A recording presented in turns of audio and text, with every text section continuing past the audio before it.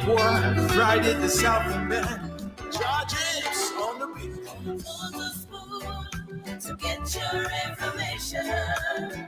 To the spoon to be part of our discussion. Spoon, spoon, spoon television. Spoon, spoon, spoon radio station. Spoon gonna tell you what is happening in Liberia. Spoon gonna tell you what is happening in Monrovia. Spoon gonna tell you what is happening in Africa. Just to spoon you will know. The children crying for starvation, just to spoon. You want to get a news update, my brother, to spoon. You want to know what is happening, Moravia, to spoon. Politicians want to make their decision, just to spoon. You want to know what happening in the ministry, to spoon. Yeah, to spoon. Yeah, to spoon. You from Funjama, Maryland, to spoon. Yeah, to spoon. If you eat keep on graduate, my brother, to spoon. You got a spoon TV, you got a spoon radio, to spoon. Yeah, to spoon. What? Yeah, Rastafari. Kilibamba.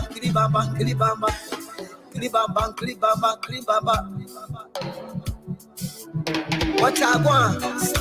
Yes, what you got today? Spoon TV. Yes, what you got today? Spoon TV. Spoon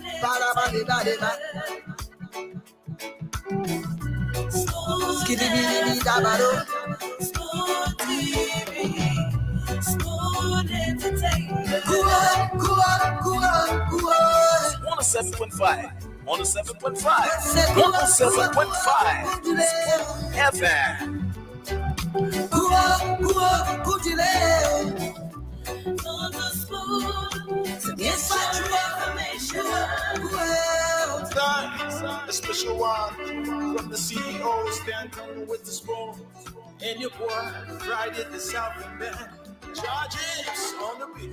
On the spoon to get your information. To the spoon to be part of our discussion. Spoon television. Spoon radio station. Spoon gonna tell you what is happening in Liberia. Spoon gonna tell you what is happening in Monrovia. Spoon gonna tell you what is happening in Africa. Just to spoon you will know. The children crying for starvation, just to spoon. You want to get a news update, my brother, to spoon.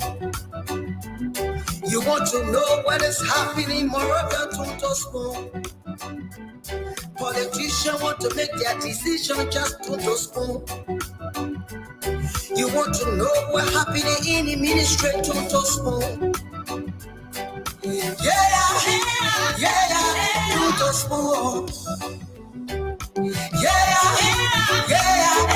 to spoon. You from Funjama, Maryland, to spoon. Yeah, to spoon. If you eat keep on graduate, my brother, to spoon. You got a spoon TV, you got a spoon radio, to spoon. Yeah, to spoon. What?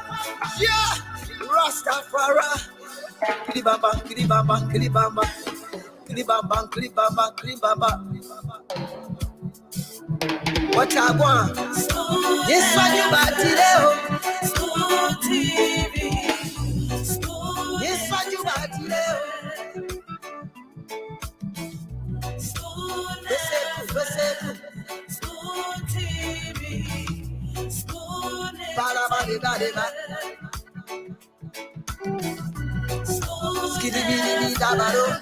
School TV. School entertainment.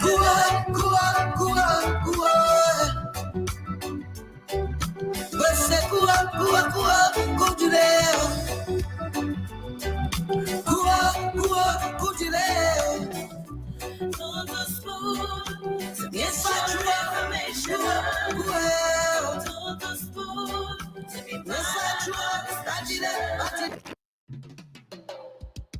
107.5, 107.5, 107.5, stand with the FM. And your boy, Friday the Southern Band, charges on the beat. On the spoon to get your information. On the spoon to be part of our discussion. Spoon television. Spoon radio station. Spoon gonna tell you what is happening in Liberia. Spoon gonna tell you what is happening in Monrovia. Spoon gonna tell you what is happening in Africa. Just to spoon you will know. If the children crying for starvation, just to spoon.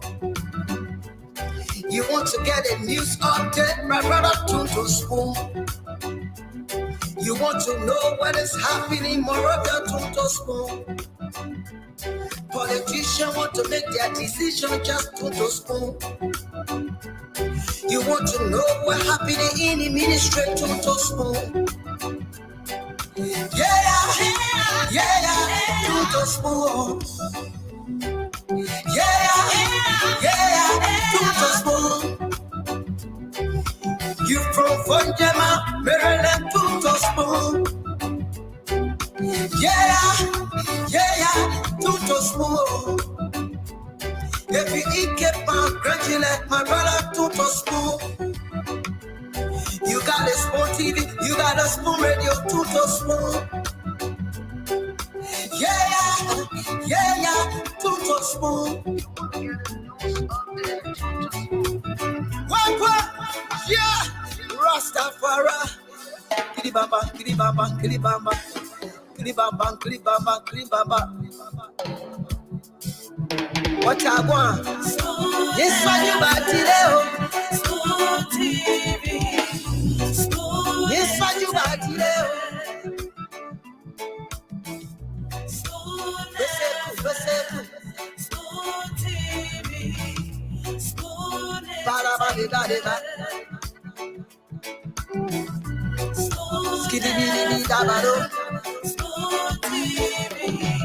School entertainment.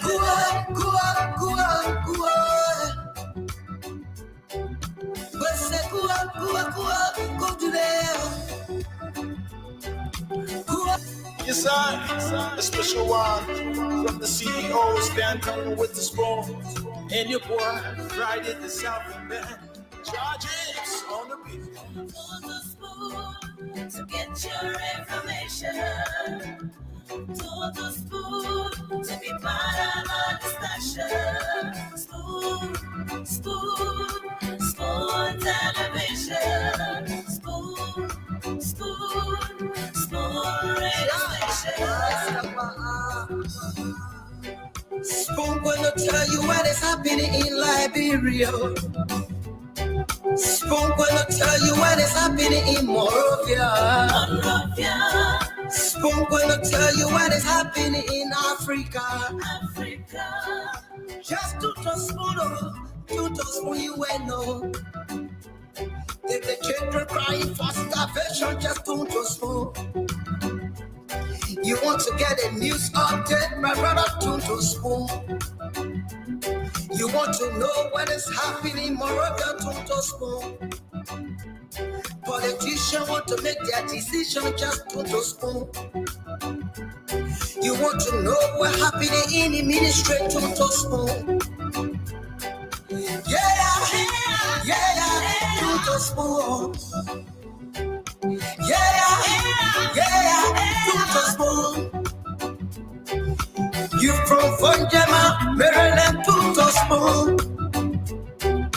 Yeah, tune to spoon. If you eat keep on gradually, my brother, tune to spoon. You got a spoon TV, you got a spoon radio, tune to spoon. Yeah, tune to spoon. What? Yeah, Rastafari. Kilibamba, kilibamba, kilibamba. Kilibamba, kilibamba, kilibamba. What I want? Yes, what you about today? Spoon TV. Spoon. Yes, what you about today? Spoon. Listen. Spoon TV. Spoon. Bada. Spoon. Skidibidibidabado. Spoon TV. Spoon Entertainment. Kua.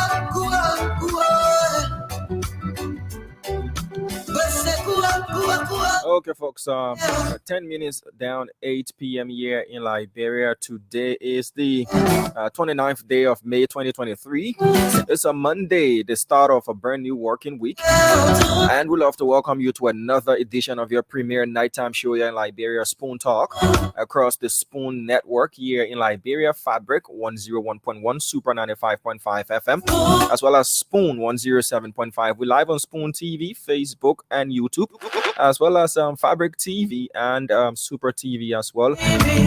James Good-Flomo, good evening to you. How are you doing as we wait the arrival of the rest of the panelists? How are you doing, sir? Yeah, I'm okay, Diamond. How you doing? You, sir? I said I'm okay. You getting me? Yeah, I can hear you loud and clear now, sir. Go ahead. All right, I said I'm okay. How you doing? Super. Everything good, I mean, Chief. Yeah. Okay. That's The way I good. see you now, happy, I know, say, they You know will be what? for me. You made something happy for me. If I get it today, I'll get it tomorrow. Thank God you talk about that. One ANC lady told me to give your contact to her, but you know she get this disappearing message and so forth. So I can't even get a full message now. The message disappear. But what you do, just later you should send me your SendWave number. As soon as she comes to my inbox, I will send it to her. Oh, When as you soon as were she comes, she comes to your inbox, so that means you have been doing constant chatting. That your business. You just confirmed it, bro. Yeah, when you were in. And why would she be doing disappearing messages with you? Because probably she doesn't trust you. I don't know. and you know, when you were in Buchanan, she came in my inbox. She said, "That one is too cool. It to be where you said. I don't understand where the she said, I don't understand where the took it from. Give me the board number. I want to say him something." And it just slipped from I my know, mind. thank you, but Yeah, I've been with Spoon from the genesis, from the formation of Spoon. I can give you the entire history. So I'm I not. said she made serious plan with me my inbox for your business. She said, "If Maybe they I want to even take want to it talk to to the you." platform. Maybe they want, they want to transfer me. I'm very sure she's watching.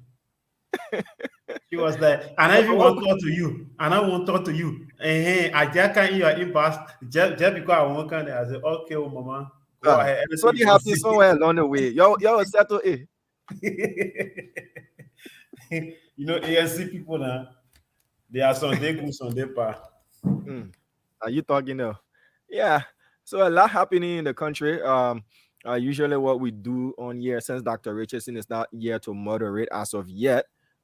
So you take the lead and we can keep the show moving until the rest of the guys join.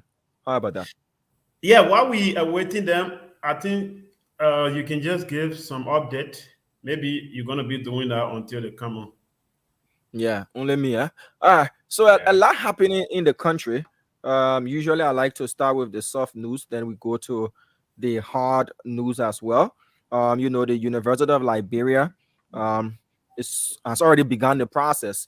We've been told that at least Madam Lydia Nimley, it's great to see you. Yeah, What it's is so that? good to see that you're watching. Yeah, that's somebody that I hold in very, very high esteem, James. So once I see her comment, I will definitely pause everything I'm doing and tell her, "Hey, Ah, yeah, don't that even go there with me." confession.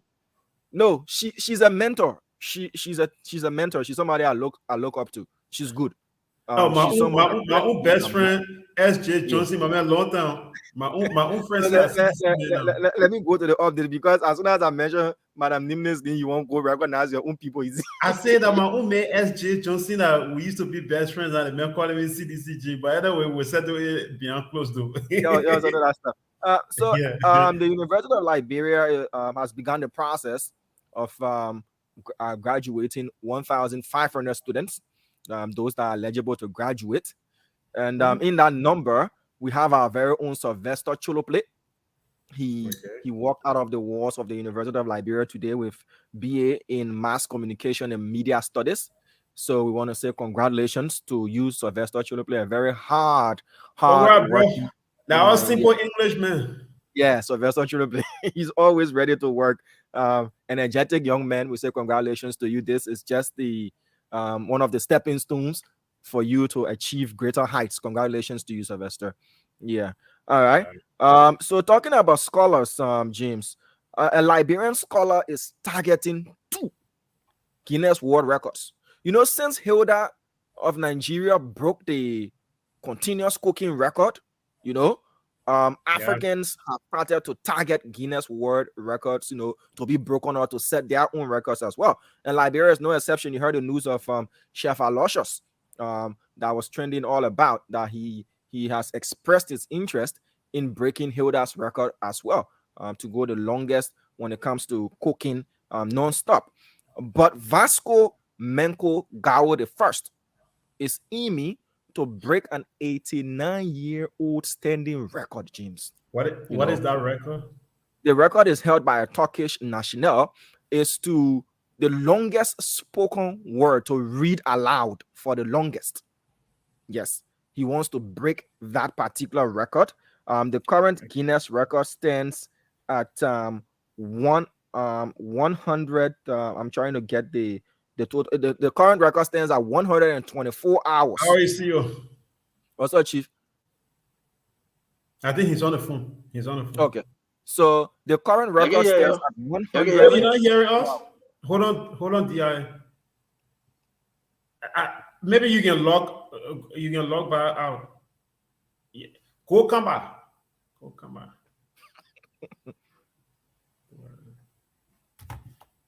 Okay. Maybe when he returns, everything is gonna be okay. Yeah. Okay. So the current record stands at 124 hours non-stop reading aloud, and he wants to break that by reading aloud for 130 hours in 5 days. And where is he And the now? second, He's he's in at what Liberia. He number? has been practicing. He has already sent his request to Guinness World Records to let them know that he's interested in breaking those records, and they will reply to him in 12 days, 12 weeks, I should say, and he will get prepared to break these records. The second record he wants to break I come is, in gradually. He's gonna break yeah, the record in Liberia, or he will of travel. course. No, you break the record in Liberia. What they do is they send observers, you know, Okay. they send observers to make sure that you're not cheating and what you're doing is authentic, yes. And the second record he wants to break is to write the entire King James version of the Bible. Without saying Yes, it. without seeing it, using his own hand, his handwriting, to write the entire King James version of the Bible, James. So I'm it's coming, your interesting. diamond. You mean he's Yeah, gonna do it word for word? word for word, he's going to transcribe. He's going to write in his own handwriting, his penmanship, the entire King James version of the Bible. Yeah. And that So record, somebody has that record already. Is the there last a time holder? the last manuscript of the Bible was in 1934, there about some 89 years ago. So he wants to break that particular record. So he's targeting 2 records. Okay. Yeah. So we wish him all the best, and we'll definitely be following up that story, and we pray that he breaks those records as well. So the next story that I have to share is not from Liberia, but it's from Zambia. You getting us now? Hold on, Damo. You getting us now? You are muted. You are muted. You muted. We're not hearing you because you are muted. You are muted.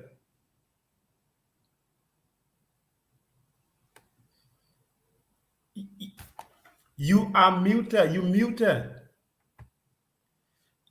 All right, Damo, let me call him. Continue. Let me call him. Yeah. So this second story is from Zambia. It's intriguing, and it's one that I found very interesting. You know, there's a beauty lies in the eye of the beholder, right? But this guy says his wife is too beautiful, and he suspects that her beauty is going to attract other men and suitors to her, so he doesn't feel satisfied in a relationship anymore. He has filed for divorce in Zambia, James. Why people looking for beautiful women? This guy is saying his wife is too beautiful, you know, and her beauty is attracting so many men to her. He doesn't trust that she might not fall for any of those men. So instead of getting his heart broken, he has filed for divorce in Zambia there, but the court has asked. Yeah, so talk that to you. You hear me? That Damo blacking me? We hear you. You were muted. You muted. Damo blacking me. So he went and he left his car to Yombly house. He started blacking people. Like our old story, like our internal. When I went there for it, the guys asked me if I wanted to dash them. But the car is back in town. Yeah, it's not up and running yet though, but at least it's from Basel to Monrovia. I know that's yeah. cool. So as I was saying, James, the guy took his wife to court. He wants a divorce because, according to him, she's too beautiful. And I don't know if he didn't see her as being beautiful until they got married. But the place is rich now. Yeah, the man said you can't take it anymore. But if asked them to go home, you know, and settle the matter, whether or not he will continue. We all know what happened in Grand Bassa County on Sunday, where Fixer 2 was officially named. It was a well-attended program. If you want to dispute the figure or the fact, you can look at what transpired there. The place was packed. Some people said if you take an area shot of the crowd, you see that they were just congested and condensed in one place. People said people were trucked there. That was a national event. Partisans of the CPP from any part of Liberia, any part of the world could have attended. But Fixer 2 was announced. And one of the most interesting things that happened there is we did see the former Foreign Affairs Minister, Besonga Milton Finlay, on the podium endorsing the Cummins Bromskin ticket. And that has left many pondering if he has crossed carpeted to the ANC. Remember, he was of the Unity Party. He left the Unity Party for the CDC and contested the senatorial seat that he didn't win. And now whether or not he's ANC bound, that is the question. And many have said also, if Mr. Finlay is going to be attached to the ANC, what has that done to the quote-unquote clean hands, you know, and Mr. Cummins saying you can't do the same thing every day and expect a different result? Why is he now partying or in having people who have got some level of political steam to join his bandwagon? Well, it's yet to be seen or heard whether or not Mr. Finlay has officially joined the ANC, whether he will be contesting on the ANC ticket. But or so Dama, you asked all those questions I want to ask you. Sorry to interrupt you, and let's welcome Fadika. Those are some of the questions that will be in the discussion today. And happy Memorial Day to all of our foreign military men and women, to all our fellow Liberians here in the United States and non-Liberians. Wish you a happy Memorial Day as you get ready to barbecue. So Diamond, over here on Memorial Day, people barbecue. You go sit by the pool, you roast your meat, your chicken feet, your corn, your beef for your burger. And that's exactly what people are doing today. But those are the questions we'll be asking you. I hope you have some unique answer for us while other people come on the show. Councillor Lamine, we'll be having George Lobo. Dr. Richardson is so busy. She got family over and she barbecuing, so probably she will not be with us. Fagon is coming on. Mo Ali will be joining.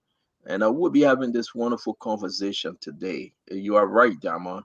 Uh, a lot of people were shocked when I gave the announcement that Besson got Finley was going at the program. They said, Stanton, how did you know?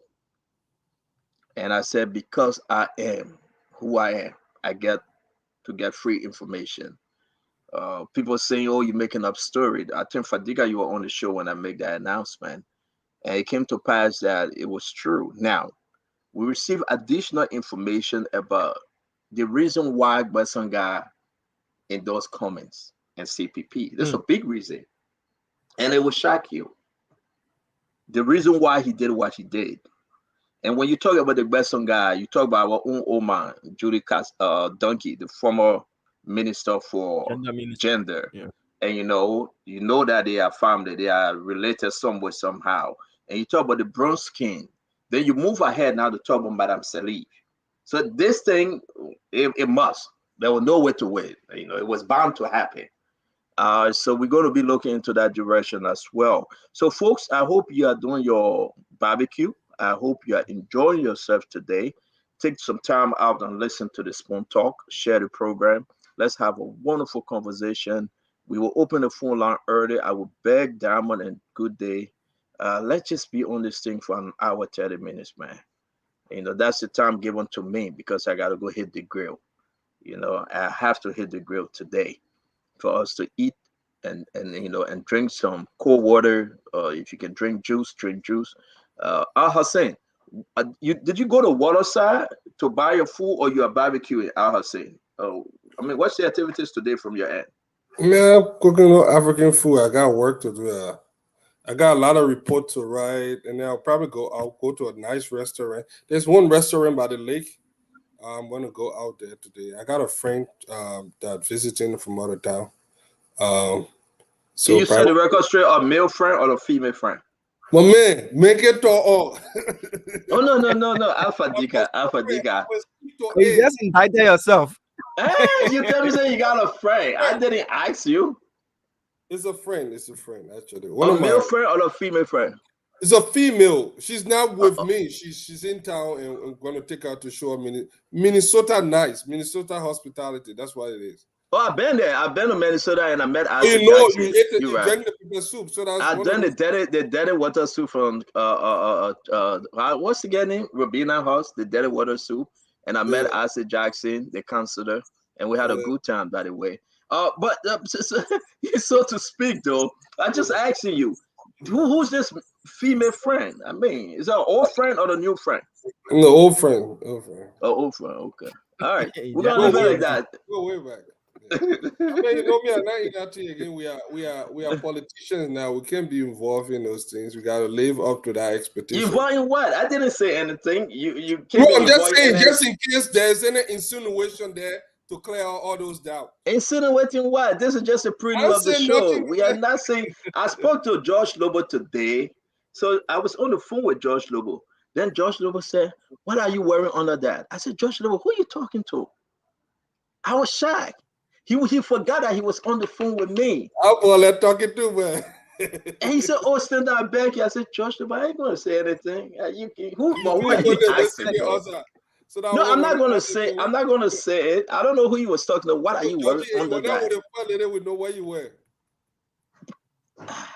My thing is that at the end of the day, I'm surprised that he would ask. And I heard the female voice, and I hope that Madame, because if it's not Madame, then. Sorry to say, I really don't want to say this because the counselor on the show, he will hold me under contempt, But I plead the fifth. Don't make me to say it. Councillor Lapa is on the show. If I ask George Lobo who he was talking to, I don't know. But he said, "But what are you wearing under that?" I said, "George Lobo, you got spill." Is the hot afternoon in Arizona and you're asking somebody that question? But guys, again. This is where we are. Councillor, welcome, man. How you doing, Councillor? Councilor, we're not hearing you.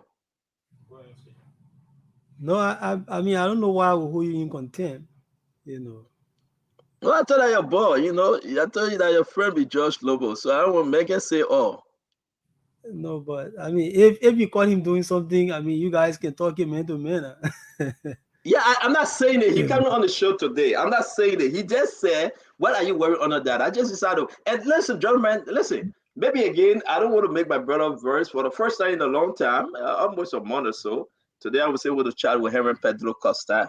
And, we had a good conversation, as friends. And I can say it because it's not bad to say. I'm going to let that slide.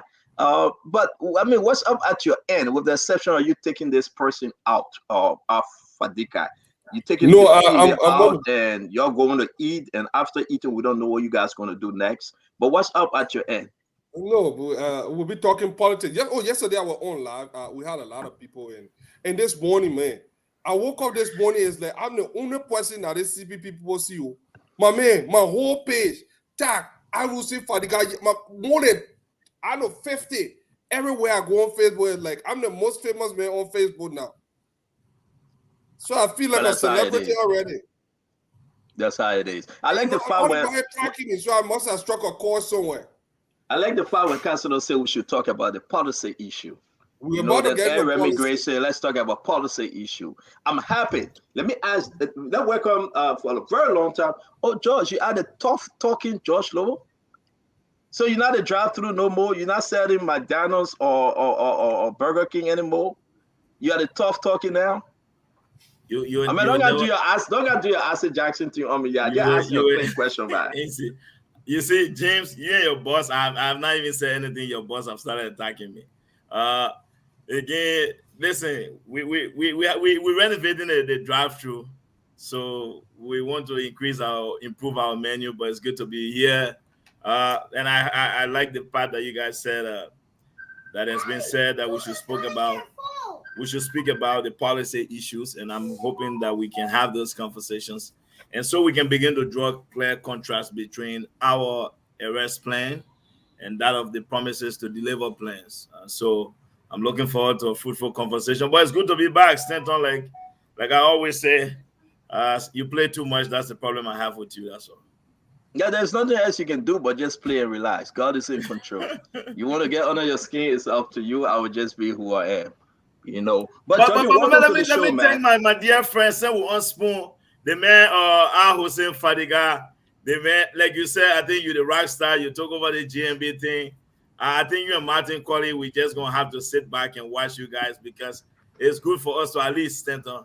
It's been a while to have these guys there. Fadiga has been firing, making the case. My man, I want to say welcome to the team, and I'm glad that you put the country interest first and you made a decision. And that is one thing I just want to use this medium to say thank you very much and welcome. Anyway, no problem, man. I feel like I'm back home. We did it before, we can do it again. Jim, why are you closing your eye? I told you so be your boy James in Europe. So this is why we are here. All right, folks. We want to say thank you. Just invite your friends. We're gonna open the phone line very early. We want to hear from you. Today is Memorial Day, the 29th of May, 2023 here in the United States, and we wish everyone well. It's good to have you, George Lobo. You are always welcome on our network. And like everyone else, you guys are welcome.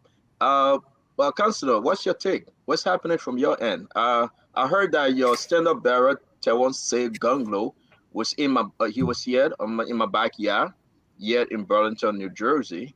I was told to go to their program, but I couldn't because of other engagement, and I received the information very late. So I plan to meet him again, but he was here in my backyard. But talk to us. What's going on from your account? No, Councilor Gongolo has been in the U.S. For the past 2 weeks. He's been meeting Liberians there and being engaging, because the Liberian community in America is also a stakeholder in these processes in Liberia, even though there are many people there who didn't register to vote, but they have direct influence on what happens in a local context. And Councilor Gongolo has been making a case for the Better Liberia agenda. And as you know, that's the way our platform is called, the Better Liberia Agenda. So a 10-point plan. And then also out of that 10-point plan, there's a 12-point plan that specifically focuses on the issue of corruption, which is the meanest that if we don't do anything about any country, our country is doomed. And so far, it's clear that the only person running for president in this country that can do something about the corruption issue is Councillor Gonglo. I mean, you have to look around yourselves. If you're on the ground in Liberia, you look at the way we were just discussing the issue of drugs last week, the drug trafficking case that the government lost. Like, in my opinion, that they should have won, even though they did not have all the culprits on the stand. But even with those culprits, I think they should have won it. When you look at another menace that people do not pay keen attention to, that I think speaks volume about the rule of law system in a country, that menace basically is the fact that there are these people who go around scamming other people, and some of them go to people's homes and make away with things. There was one case in February of a lady who went to somebody's home in a I think Gardensville area, and made away with the person's child, took her to a different neighborhood and left her there. The police arrested her. She been in jail in the Habel area. And just last week, some people some high ups in the neighborhood, in the community, started putting pressure on this person to let the person go. Honor our government. Nobody working in the rule of law sector will do something like that. You get immediately dismissed, because you can't tolerate people breaking the law and then other people coming to you to tell you, let bygones be bygones. And some of them even will have the audacity to say the person is not the first person to have done that thing, so let it go free. We have to change those mentalities in this country. That's the only way this country make progress. If we don't work on our rule of law or problems, the country goes nowhere. It continues to sink in the ground, and we have to do something about it. Thank you very much, Councillor. We appreciate you on the show. Again, while we will start the show, we will bring Damo back because I want to hear that Besonga story, that connection between Besonga, Charlene, Julie Dunkey, and that of Madam Ellen Johnson Sirleaf. So once we bring Damo back, guys, we want to try our best to discuss the policy issue, the way forward for Liberia. Now we have the George Minor, we are Joel Howard Taylor ticket, Jose Yimabwaka, Jeremiah Kontike, Arizona Cummings, and Dalo Shalom Bronskin, their ticket. We're going to take it bit by bit, step by step, and we want to talk about these different tickets today. I know we will not finish it, but it's important for us to start off with the new kid on the block. That would be the man that just had his number 2, Arizona Benedict Cummings. What do you think, Arizona Cummings? And I'll go back to you. Tenga, you just jump in. Damo, you from where you are, Liberia as a journalist, you're hearing a lot of different stuff. We're going to announce a couple of things coming up. One, the University of Liberia folks now complaining about salary. They have not gotten paid, most of them. 2, the NEC coming up with some kind of announcement about their, we're going to show that announcement. 3, we announced that Darius Dillon will be on the show on Thursday. 4, we got different announcements to give you that is so interesting. I want you to mark these things because now we are moving in the direction forward ever, backward never. But let me ask you though, if you talk about the Prince Johnson likewise in his church, he talked about Eugene Nangwe, he spoke about Joel Howard Taylor. We will dive into that a little bit, but let's talk about Mr. Cummings first. We will talk about Jose Yimabwaka, then we're going to go to Josh Manawia. Damo, from where you sit, let's start the show tonight. You went to Buchanan. Be brief. You have 2 minutes. Talk to us. What did you observe when Mr. Cummings announced Shadin Bronsky? Here come Western God family. Give us the connection. What are you hearing on the street? What is happening out there? Basel people, are they ready for the Shadin Bronsky and Arizona Cummings ticket? Do you think Bronsky and family are going to deliver Grand Basel to Mr. Cummings? You go down with your 2 minutes.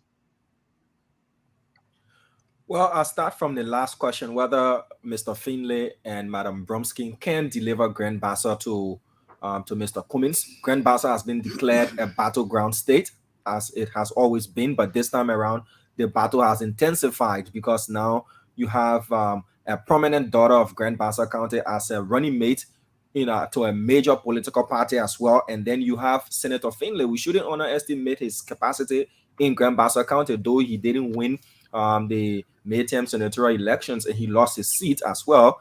But he still has got some weight in Grand Bassa County. Whether that is going to amount to delivering Grand Bassa County to Mr. Cummins, that is a question that can only be answered once the results are in, after the ballots have been casted. That's the thing. But you also have other factors playing in Grand Bassa County. You have the Yombli Kanga Lawrence factor as well. She has won 2 senatorial bids in that particular county. So to say someone is going to win Bassa by a very large margin, whether it's the CDC government, whether it's Mr. Cummins, or whether it's JNB, that is not a question I can answer outrightly to you, because key stakeholders have taken different sides of the field. So depending on these stakeholders, the votes from Grand Bassa County are definitely going to be scattered about, and who wins Bassa might just be winning Bassa by a slender margin, not by a landslide victory to that effect. What are we hearing? What did I see in Grand Bassa County? I saw the turnout that was impressive due to the mobilization that was done. Can I tell you that all of those people hail from Grand Bassa County? That is completely no. People came from all walks of life to show their support. That again, if you just want to limit Madame Bromsky to having only Bassa votes, then you are putting her in a very tight space. So there are people who subscribe to what she embodies, and they've made their way from different parts of the country to go there and witness that particular ceremony. It was not only about her, it was about the ANC, the CPP, it's a party that has got supporters from all across Liberia and all around the world. So if any ANC partisan or CPP partisan feels there is a need to be in Grand Bassa County, there was not something that was put that, okay, you should only hail from Bassa to be there. So the turnout was impressive.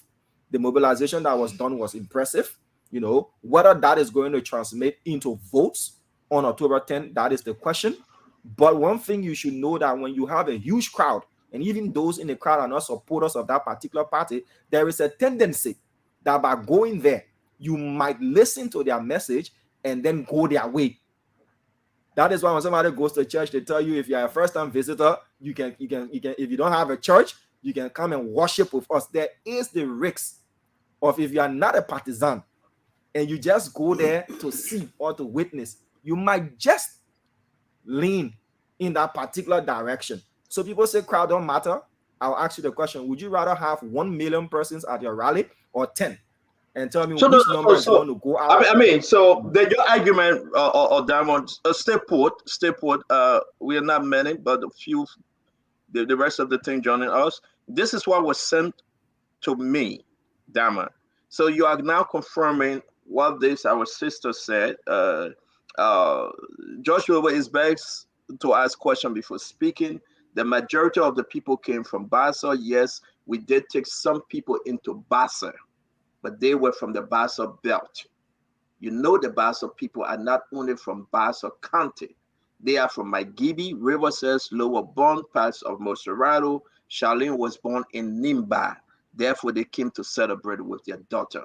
Okay, so my thing is that you are now confirming what this ANC sister said and what she's saying, right? That they brought people in. What's the risk, though? Another person from the opposition side, Dama, we say, well, we don't know Charlene's strength. Yombli Kanga Lawrence program, we never saw the blue, the yellow buses. We do not know the strength of Charlene. She never ran for a political office in Grand Bassa before. The name Bronskin ran, but came third or fourth, if I'm not mistaken, 2017. But the name Bronskin was Councilor Charles Walker Bronskin, not Charlene Bronskin. Now, if you have the Besson guy that was flopped twice, the Besson guy that have anger CDC, the Besson guy that now going against Jonathan Capay, the Besson guy that now will be going against Unity Party, Darius DeLong, the Yombli Kanga Lawrence. Talk to me in 2 minutes, Damo. Because of them bringing people in, you see the downside? Is that a downside not knowing the strength of Charlene Bronsky or Besson guy? Dama, are you with us? All right, why Diamond trying to reconnect? Fadiga, can you take that question? Can you take that question, Fadiga? Why they trying to reconnect? You are muted, Fadiga. Can you rephrase that question? I kind of missed. All right. So what I'm saying is that at the end of the day, we saw the Benson guy that shot in Bronski. Now they are confirming, yes, they brought people into Bassa. You say the truck people, they put it in wheelbarrow, they put it in on the pen, the keke, and whatsoever, the blue buses, B, everything. Yet instead, because of that, we didn't see the strength of Shadin Bronski. This Shadin Bronski have never run an election for an elected office before. Is that a downside to that, or Hussein? Look, I have beaten this thing so much, and the people look. Let me get this clear off first. A lot of people think when we express our opinion, it's just my opinion. You can take it, you can leave it. October 10 will know whether my opinion is dumb, divisive, or anything. October 11 will know. So we are all in the opposition. If you are doing, nobody is perfect. You know, Ambassador Boyka have gotten it wrong. We all have gotten it wrong sometime in our lives. But do not see this correction as a denigration or beating down on you. No, I would never do that to another opposition. I'm just giving you my clear opinion. So in the last few days, we've been doing just that, giving our expert opinion on the way. I was born in Grand Bassa County. I know a little bit about the politics on the ground there. Look, what I witnessed yesterday, I was baffled. I was ashamed for these people. Honestly, in what I actually saw yesterday in Grand Bassa County convinced me that I made the right decision by distancing myself from these people, because they are not ready for prime time. They are just a bunch of waste of time. They are arrogant. They don't know what they are doing. And sometimes they say both people got problem in our country. I think that's one of the reasons. They are completely disconnected from the people that they want to serve. And let me get to the specific. We saw a group of people that will leave from the city and went to Grand Bassa County. That's supposed to be this whole thing. My good friend Musa Ability said, if this thing, he put a lot of things on the line. So they had to make this happen.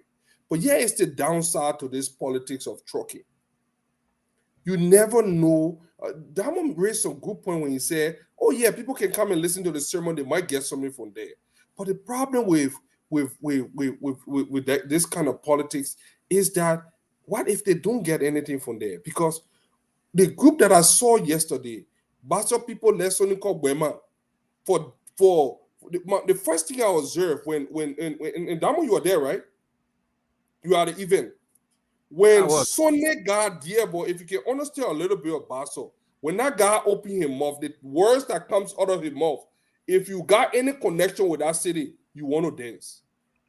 I saw that real disconnection between the people on this. The only time I saw people really getting on us something there was when Madam Cummings got up.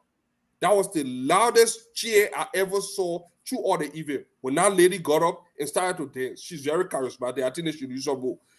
What does she bring to the table? Look, Charlie Bronskin is as an individual doesn't have the connection to the people that her dad had.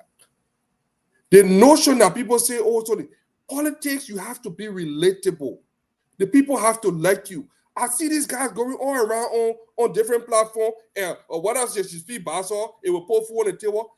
Look, there are some things that are more important than hunger in the African politics, in the African tradition. In Liberia, like certain tradition, the people were, look, you think what about homosexuality? You can be whatever, you bring whatever food for the people. If you are associated, and I do not like homophobic. I'm not homophobic. I believe I've worked in corporate America for a long time, and I believe that if Steve wants Steve, that the business Mary will marry. But in Liberia, our culture have not grown to that level to accept it. You can bring millions of dollars in that country. They put that stigma behind you. Nobody accepting you. It's the same mindset. I want people to be culturally conscious of what is going on in that country. All my criticism is the way they are proceeding is wrong. Look, Jeremiah Kuhn is not a Bassa man. Jeremiah Kuhn went to Basel. No, people are talking about Jeremiah Kuhn and something. Jeremiah Kuhn is very eloquent. He's appealing to the people because he speaks the language that almost 80% of the people that want to vote understands. I saw the big disconnect in this ladies. This lady's supposed to be smart, educated. She's a lawyer, very brilliant. But when I heard her deliberating, I wanted to close my ear and let no. Thank you. We got a long way to go. No, let me say this one last point, Stato. Let me say this one last point. Jeremiah, you have to show that connection. There is a reason. And you think because I talk about tribe in America, every county got some tribal association. It's your identity. It's what makes you who you are. You can't be part of it if you don't want to. You want to arrogantly start talking about her boyfriend, what the boyfriend met her, and they went to do something there. I'm like, no. In fact, that program should have been up on Mr. Cummings introducing. Why is Charlie still trying to introduce? Thank you. We'll come back to you. We'll come back to you because we will come back to you. Let me bring in. And again, we'll come back to you. There's a lot to discuss. Again, we'll start with Mr. Cummings and Charlene Brunskin. Then we'll move our way down to JMB and that of President George Manawia and down to Tewonse Gonglo. Councillor Lamin Kwako, the same question, the same discussion. Talk to us. So we went off a little bit there. So if you repeat the question, it will be good because the feed cut off. Yeah, here. Yeah, correct. Yeah, correct. So my question was, listen, I'm looking at this connection when you talk about the Besonga family. When you talk about the former gender minister, Julia Donji Cassell, and that of the Brunskin now, and you place them under Madame Salif, because those are Madame Salif's children. If I make children, you know what I'm saying. They work for her. Her decision is iron decision when it comes to them. They all now join Mr. Cummings, the fourth son, to carry on what they have decided, making Mr. Cummings president of Liberia. But yet to stay in Grand Bassa, I want us to remain in Grand Bassa, Councillor. You get the Kanga Lawrence, you get the Kape, you have the Hans Bashu, you have the rest of them. The Damo Rector said there's a battle right now in the cloud for Grand Bassa. It's not a secret no more. There's a battle right now.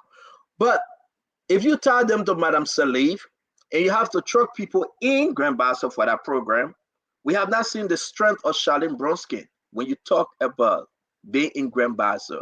What's the downsides to that program, knowing that they brought people in and we don't know who's whose? Stand up. I mean, as I said on Saturday, whether those people did a program in Bassa, whether they truck people there or not, it should be the least of our concerns. For those of us who do not belong to their party, we should not focus on what they did or what they didn't do. We should focus on what kind of policies they bring to the table, how inimical those policies are to the Liberian context, or how good those policies will affect the Liberian people. That should be our focus. But whether they bust people into Bassa. But then I will interrupt you to throw in this question, Councillor. Can Charlene deliver the Bison guy deliver Bassa to Mr. Cummings? Because that's the intention of the endorsement. That's the intention of the endorsement. Whether they can deliver Bassa to Cummings or not, it's still irrelevant to my purpose here. It's still irrelevant to the purpose of Liberia. That would be their intention. Their intention, the reason why, all these different people are choosing people from these so-called counties that are vote rich is because they think that they can influence the politics on the ground. The UP did it. Somebody who joined their party just overnight, they took the person because they think they can win the Nima vote. There's no other reason other than that. So if another person does the same thing in another part of the country, it should not be our cup of tea. That's what they think will make them to win the elections. Let's leave it at that. Let's criticize them on their failures and their policies. Okay, what's going to be happening in Bassa? There's an existential fight that will be going on in Bassa. And that existential fight is basically to establish who's the leader of the group. And the elections result in October, on October 10, will be able to inform the Liberian people whether the leadership of the county is one way or the other. or whether it totally lies somewhere else. You name some names, but you fail to also name that there are other people from the split Liberty Party that have remained on the other side. They too are household names. So that's the reason why I keep on saying that what happened internally in those people group should not be our border. Absolutely not. And let me just come to Fadiga keep on talking about about tribal issues and all that kind of stuff. Man, Fadiga, you gotta drop that thing. That argument is lazy. The argument is extremely lazy. You gotta drop that thing. You say you were discriminated because you Mandingo man. Then they say you the same person come me talk about tribe again on this platform, and you keep on sticking to it. And let me tell you, homophobia or whatever you call it may not be an issue in this country depending on what the people think. Look at the CDC logo. If you look at the CDC logo keenly, the CDC has a rainbow in our logo. What does a rainbow means anywhere in the world? It's gay pride, right?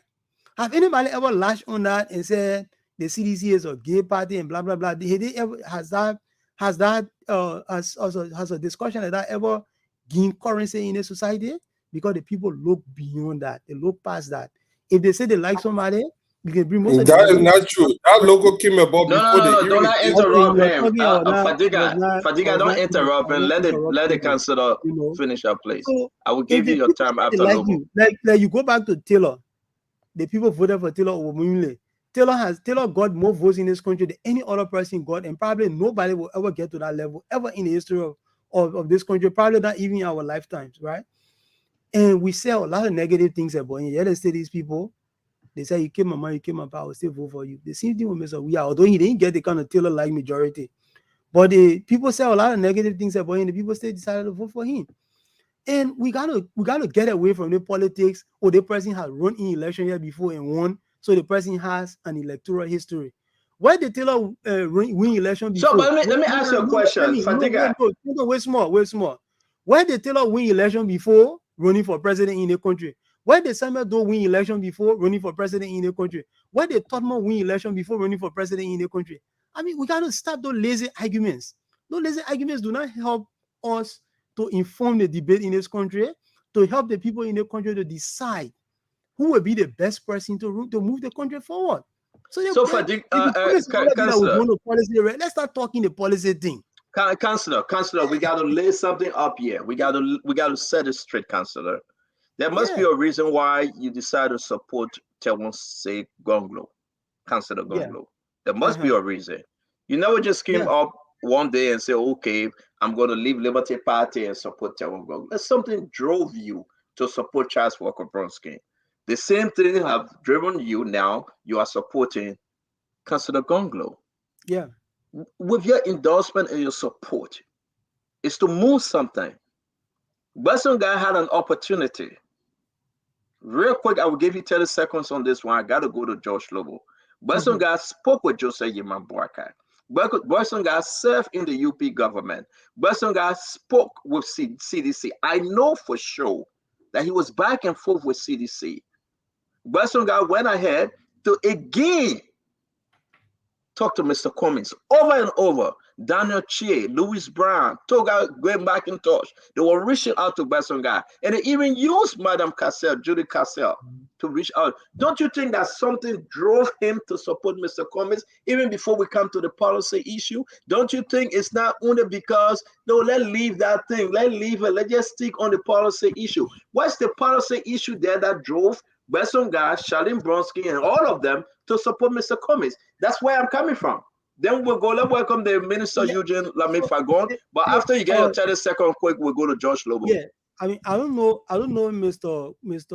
Finlay's motivation for supporting Mr. Cummings. I mean, he's the best person to see what his motivations are for supporting Mr. Cummings. For me, I asked Councillor Gonglo to run for president. The same thing with Councillor Bromsky. I asked them. I was among the people who asked them to. It was not just something to say, okay, let's go in there and somebody has declared his intention, so we're running behind the person. No, I've never been one of those people who do that. You know, I see people see the potential and look at what the country needs and go and ask them, say, it's good to do this. You know, that's the reason why I'm supporting Gonglo today, because he's shown consistently. But you And he you presents the skipping my best question, opportunity to sir. move this country forward. Sorry, so you're skipping the question, and that's what actually. But we'll come back to that. George Lover, maybe you can help us further understand. There must be a reason why you, George Lover, you supporting Jose Yema Boakai. It's not because you're from Lofa. There must be a reason. Fadiga say, yes, my cap, I am supporting JMB. There must be a reason. Eugene Fagon, that CDC backing right now today. He said, no, I will support Joseph Yima Wakat. I will be the conductor on the train. There must be the reason that you have Councillor Lamik Pakor supporting Tewon Gonglo. It's not just because I want to support them. I will ask you the same question. Let's remain in Bassa, and we'll start the policy conversation from there. What's the policy that have driven Lamik Pakor or the Western guy or the Charlene, right? The rest of them to support Mr. Cummings, since we are on the Cummings conversation, if you know. So Stanton, first and foremost, before I say anything, I want to say to Eugene Fagon, well, thank you. This is the first time for us to be on the same platform. And so since you declare your support for our camp, but stop saying people thank you. You're not a spokesperson for you my people. Man, Stanton, please, I will get to your question. But everybody thank you. let me begin the answer like this, Stanton. I want to disagree with the councillor, seriously. And the reason why I want to disagree with the councillor, while it is true, I understand, councillor, you want us to talk about policy issue, and I welcome that. And I want for us the conversation to be about substance, true. But politics involve numbers. Momentum is also part of the process. What constitutes momentum? What shows that? It's the numbers, the people. How do we count that there's momentum? In a world oldest democracy here in America, you have to be pulling a certain number to even appear on certain debate stage. You have to raise a certain amount of money for you to be allowed on the platform. The numbers are talking about. So we can say we'll put it aside. Now we have to understand. I would see Stanton's question as a very relevant question from this perspective. The ANC has been a party that has marketed itself on the basis of doing everything right. That is one problem. They set their own standard that now is giving a hard time to stay by it. They've criticized the issue of trucking. They've criticized the issue of coercing people. They've criticized the issue of giving people money for political benefits. So how is it now that this party will come back and will begin to move people from as far as Ganta to Buchanan? Now, the reason why I take Stanton questions with great deal of importance is because they moved this announcement to Buchanan because it was their political strategy of demonstrating to us that indeed, that by picking Charlene Bronsky, the daughter of your former standard bearer, that means Mr. Cummings can now say he has Bassa in his bank. Because one of the fundamental questions that has been asked has been about his base. Where can Mr. Cummings show us his base? So now that was the strategy. They could have done this announcement in Nima at the convention. They said no. They chose to go to Buchanan. So for them now to move people from all over and Stanton put the text out. So that text in itself was a confirmation. So for me, from a political calculation perspective, I would say this. I have respect for Charlene Bronsky. I appreciate everything she has accomplished as an individual, as a young Liberian woman. I think as a lawyer, great for her. I wish her nothing but the best. But from a political perspective, for me, a guy like me in the UP camp, we are not bothered because that confirms that Charlene has zero political capital. Zero. Because you know what? What I thought they would have demonstrated to us was for Charlene to move into Buchanan and say the daughter of Councillor Bronsky is here and let the people in Buchanan, 5,000 persons show up to that event. But to move people from around and you have ANC people confirming that indeed they have to move people. So for example, if we use their analogy, should we say that the crowd that gathered at the Unity Party, Jeremiah Kuhn is not from Maserado? And look at the people that show up. What does that say? Imagine, Councillor, let's be honest here. This is politics we're talking about. Imagine Joseph Boakai, let's put Jeremiah Kuhn aside, was to pick Prince Moi. And we were going to Banga to do the announcement. And Joseph Boakai say, oh, you know what? We have to truck all the Pele people from around Liberia to Banga. So what then? How can we judge Prince Moi's strength in Bon County? So to me, that in itself is a justification that Charlene has zero political capital. So again, I will say this. Like Nyombli, don't like her. Nyombli is a two-term senator. Now, when it comes to your question, Stanton, about Besonga Finlay and Mrs. Doma, look, we all understand that Mr. Cummings has always been the making of Madame Salif. That's how he got into Liberian politics. That is why hastily he was awarded with that honor. Again, the only thing about the ANC people was given a hard time is their level of dishonesty. You can't be preaching integrity. You criticize the Unity Party government of being corrupt. Ellen Johnson Sirleaf was the president. Your standard bearer is a makeup of Madame Sirleaf. And not only that, you can look in Mr. Cummings' surrounding. The key people around him are all proteges of Madame Sirleaf. So technically for me, at this particular point in time, look, I don't want to discuss. So let's hold you right there. It's the first round. It's the first round of the question. Let's hold you right there. Let's bring in the former Deputy Minister for Press-related issue at the Ministry of Information and a JMB supporter, just to put a disclaimer out there. The man that is conducting the JMB train. Minister Fagon, going back to the question, if you heard the question, but real quick though, I want you to correct Councillor Lamine if you can, because I think he said, what did Chancellor do for Liberia? No, I didn't say that. I didn't say that. Can you repeat what you said? I said which election Taylor won before winning the election for president, Thank you. Which election Tubman won and stuff like that. I didn't say thank you very much for that correction. And I accept your correction. But Fagon, the connection, and I just want you to remember what the councillor said because he repeated himself now. But the question on the floor, the endorsement of Besonga family, Judy Donkey Cassell, the former Minister of Gender, Charlene Bronskin, number 2, they call it the second fixer. So what you want to say though? We are seeing something moving around under Madame Sirleaf. What that bring?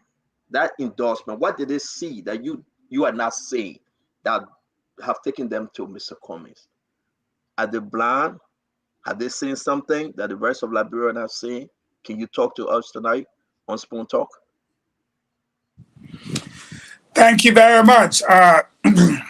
Good evening, gentlemen. And let me say it's nice to be here with you guys. You take a man from the barbecue to bring him here, it means a lot. When Liberians begin to scream, Fagon, you need to go, you need to go.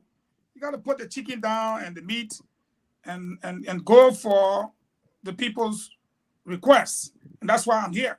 Today is a holiday. I also want to be with our family eating to the grill and people here talking. But what brought me here? I now see the reason why I had to come. And I say this because I always say to counsel, I took 2 days to say I will not call him Pagoy again because I lonely, it takes away my time. So counsel is a nickname he will accept. Let me say to counsel, you start off by saying you need to lead the tribal team, but then in your expose, you alluded to the fact that United Party went to Nima for the Nima team. You had the other people there going to Passor for the Passor team. How do you divorce the whole tribal thing? Why do you think people running there? They're running there because of the same tribal thing. The tribes got number. The tribes has votes. Their vote rich. So it's tribal. We will not divorce that. And I heard him say, listen, we need to move away from those people's business. Let's come to the policy issue. No, it's our business too. I don't need to go over it. When you say people are trucking people, then you truck people. When you say people are not doing the tribal team, then you play the tribal team. When you say people taking people without political capital and without the requisite knowledge to carry on, then you go to do the same thing, then you say you're quick to learn. I have the video. You say you and Charlene Smart, you're quick to learn, you will learn. It's a contradiction. So it concerns us, it becomes our business. But you want to talk about the policy issue. We should discuss their policy. My friend, my dear brother, we know their policy. If you don't know, let me give you a little bit of education on their policy. Their policy was so say one, so say all, a continuation of the True Party. What do I mean by that? Who brought Alexander Cummings in 2007? Was it that Madam Salif? Who brought the Pan-African Capital Group? Was it that Madam Salif, Pa Inje Ndum, Ken Oforiata, and Kashin that caroled the whole 66 so-called quote-unquote bogus agreements? Cummings has been in the country since 2007. True or false? Cummings was given the nation's highest honor by Madam Salif for what he did for the country, serving as chief financial analyst for the same PSCG group that got us where we are today. He didn't stop there. They bought and operated the Insurance Company of Africa. So we know their policy. All government insurance, car, wow, helpful, go through there. They brought the International Bank, and he served on the board. He also served on the board of Chevron. Do we need to go to school to know their policy? He ran in 2017. He was defeated, but not many people knew his background. They only knew him as the new kid on the block. Now, when he left as director of the board for RB Bank, who replaced him there? Is it not Charlene Bromskin? Why do we need to go look for the policy? Let's go to Bason Garfield. Who was Bason Garfield in my early government again? Council. Who was Stuart Donkey Cassell in my early government? Council. Who was the Azet Jassy that insulted and berated and denigrated this platform? Was he not the Deputy Minister for Press and Public Affairs? Do we need to go and look for their policy and debate their policy that says so say one, so say all? I'm going to hold you right there because council got to speak. You will not do this to council. No, I will hold you right there. So I want you to learn. You got too much coming out, and the man have to address this issue step by step. So finish up real quick. No. You are calling names. No, we're not making fun about Pagon, you laying all this thing, or you got to give the brother a chance to respond to you. No, we're not arguing. I'm getting him the reason why when we come here, we're not going to look for Cummings' policy. I'm just telling him why we're not. So you already have Cummings' policy. You already have his policy. You know his policy. And I want to tell him now, in the counter argument, I want to tell him, say you support Gonglo. Let's talk about the man I support policy, and which is the policy that says one Liberia, one people, one destiny, which translates into his rating policy of Think Liberia, Love Liberia, and Build Liberia. That's policy there. So, okay? So thank you. Thank you very much. If you're going to build Liberia, if you're going to love Liberia, and you're going to build Liberia, there is no way you will serve on the board that will rob us, or help a capital investment group to steal from us, or help take all of you guys from one section of the country to continue to take from us what should be divided amongst all of us. And that is why he says, Think Liberia, Love Liberia, Build Liberia, which translates into one Liberia, one people, one destiny. Thank you, Fagon. We're gonna pause, folks. We're gonna pause on this one. I know I have to go to Councilor, but let me bring in my brother Fadika. Councilor, take your pen and your paper. Fadika, this thing. I'm not debating the man. That's the man. The reason why we can't go. You don't have to say you. There's no policy there, man. That talks me better. But Fadika come in. Fadika come in. Fadika come in. Let's talk about this issue that we know them. You know the Besonga family. You know him from Madam Sadi government. And I know we were going this way because we know former general minister. Hey, I'm my own Omar, Madam Julie Cassell. We know her. We understood the policy under Madam Salim. We know Madam Salim. Again, talk to us. Is Fagon right or the councillor condemned as? Fagon is very well. No. The councillor, I hate to say it, but the councillor either has selective amnesia, and in my man Noor his lackadaisical approach towards historical events and things that transpire in our country. Either this is a very coordinated, careful act of deception, or he's trying to deflect the attention towards Councillor Gonglo, who from every indication, every post shows that he's lacking in every post, and he's not as relevant as any other politician. You might need him in second round, but he's not an entity, he's not a factor in this election. So he playing a role very well. I like the fact that he comes here and he tried to deflect substantive discussion towards his candidate. But you cannot tell us, look, Lami, you got right to talk your own, I will talk my own. You got right to defend your candidate, but you can't tell me what to do and how to say it. Nobody, I was school in Liberia, I went to high school, left from Liberia, almost in college before I leave. I know my history. I know what happened in that country. I know there's a deep-rooted history of injustice and marginalization that have never been, nothing has been solved in Liberia. We fought civil war. What happened? We came back, everybody that's called the war, in fact, the murderer and killer, all of the king, they in government again. So let's leave that discussion. Liberia is a nation that is unhealed. All you people talking about, oh, you just say when you divest it and this, that, it got nothing to do. Look, when I woke up this morning, you know the names that were under my post? Finlay, Dawn, Cassell. Those are the names. If you think I'm lying, go on my page. Look, there is a reason why certain things happen in Liberia. Ellen is the mastermind and the brainchild behind this thing. By me stating the obvious doesn't mean that I want to preach travel. Someone say, oh, people call you. When someone call me, Manigo this. How many of you? Look, let me just narrow it down to one thing. When Muslim people in Liberia ask for a Muslim holiday, oh Lord, in fact, that debate have been in as much as Muslims have equal right to Liberia. Muslim, that is how intolerant we are in that country. And maybe we won't talk about your attempt is to silence me. Your attempt is to deflect our attention away from the major issue here. The major issue here is now Gonglo. Why should I waste my time talking about Tiawon Gonglo and defending policy? Everybody have policy. I was just looking at coming policy on the ANC policy on clean hands. I put my head on here. How do we have let me go up to it. I had it for here. Let me read it. And then I will tell you the first contradiction.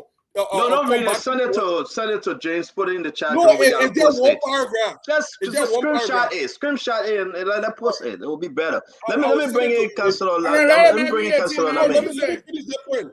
I see a policy that say they will have a corruption code and anybody that is on it. These people 700,000 lost. The point say 700,000, not even one 700,000 got missing from them mysteriously. The man he have never said a word about that $70,000. ANC global money, nobody say anything. Is this how they want to fight? You think it's just words? We have listened to words. We have listened to speeches. Changes in Liberia will not come by speeches and policy. The change we have, there's no lacking. The councillor know our constitution, everything in paper is there. The implementation is what happened. And in order for you to be sure that someone will work in your behalf and take your interest into consideration, you must be able to relate to that person. It's that relatability. It is everywhere, in every culture, in every politics around the world. If you are not relatable, you can bring your millions. The people will go to bed hungry. But as long as you cannot relate to that people, so let us not get away from the bigger picture here and what is at stake here. When I see group of people that are making the wrong decision in the opposition, it is my duty to alert you and put you in check and say, hey, you are culturally insensitive, you are culturally ignorant, you need to check yourself. And if that's a conversation you want to have, and you want to I gotta go. We are pressed on time. I gotta go to Councillor, but I will ask you, just give me 15 seconds real quick. Why are you guys spending this on Madam Ellen? I mean, what's the story here? That Madam Ellen supporting Mr. Cummings and therefore all her children following Mr. Cummings. I thought you guys say Madam Ellen was supporting Jowea. So she done with Jowea now. 15 seconds real quick to you, Fadiga. Ellen is calling the shot. If you look up Western Garfield in Grand Bassa County there was another group that I was even against it. Western Garfield, Junior Cassell. What were those people? Western Gar was transferred to the CDC arrangement.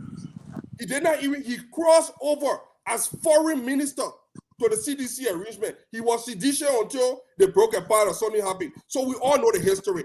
When Ellen turned this country over to George Weah, she selected a hearing group of people that went with her. Few people. It's not a secret. It's not a secret. We all know it. We know what Thank you very much. Let me bring in Councilor. Council, talk to us, man. This crazy Council. Talk to us. These guys are saying that your people have policy that is from the Ellen Johnson government. So stop talking about the policy issue because you know, Judy. Let me finish with this, and then you're coming. You know Basson got policy. You know Judy Donkey Cassette from General Ministry. You know her policy. You know the Madam Sadi policy. The policy they are laid out for ANC, CPP already from the 2017. So talk to us. So the argument about whether Mrs. Salif supports whoever she supports, I mean, again, those are distractions that are irrelevant. In 2017, rather, where was Mr. Finlay before he went to CDC? Mr. Finlay was supporting the UP. Mr. Finlay most likely expected to be a vice tenant bearer for the UP. And if you can remember, in 2017, I think there were 19 senators, 19 of them that had declared their support to Mr. Bwaka at the time. 19 of them. And I can dare say that most of them expected, in exchange for their support, they expected something. And they went around the country organizing programs, one by one, organizing programs in Nimba, in Basso, everything. And at the end of the day, the moment he chose his VP candidate, all of them melted away and went to CDC.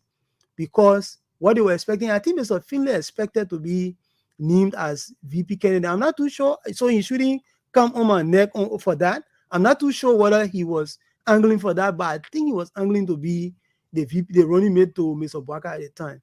The disappointment, when they named the other guy, he fled and went to CDC. Eventually, they won.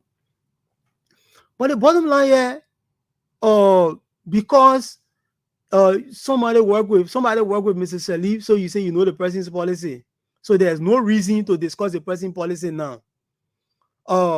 Because another person works somewhere here, another person or board member here. I mean, all those things are not that distraction. And Eugene Fagon is in a habit of doing these recitations.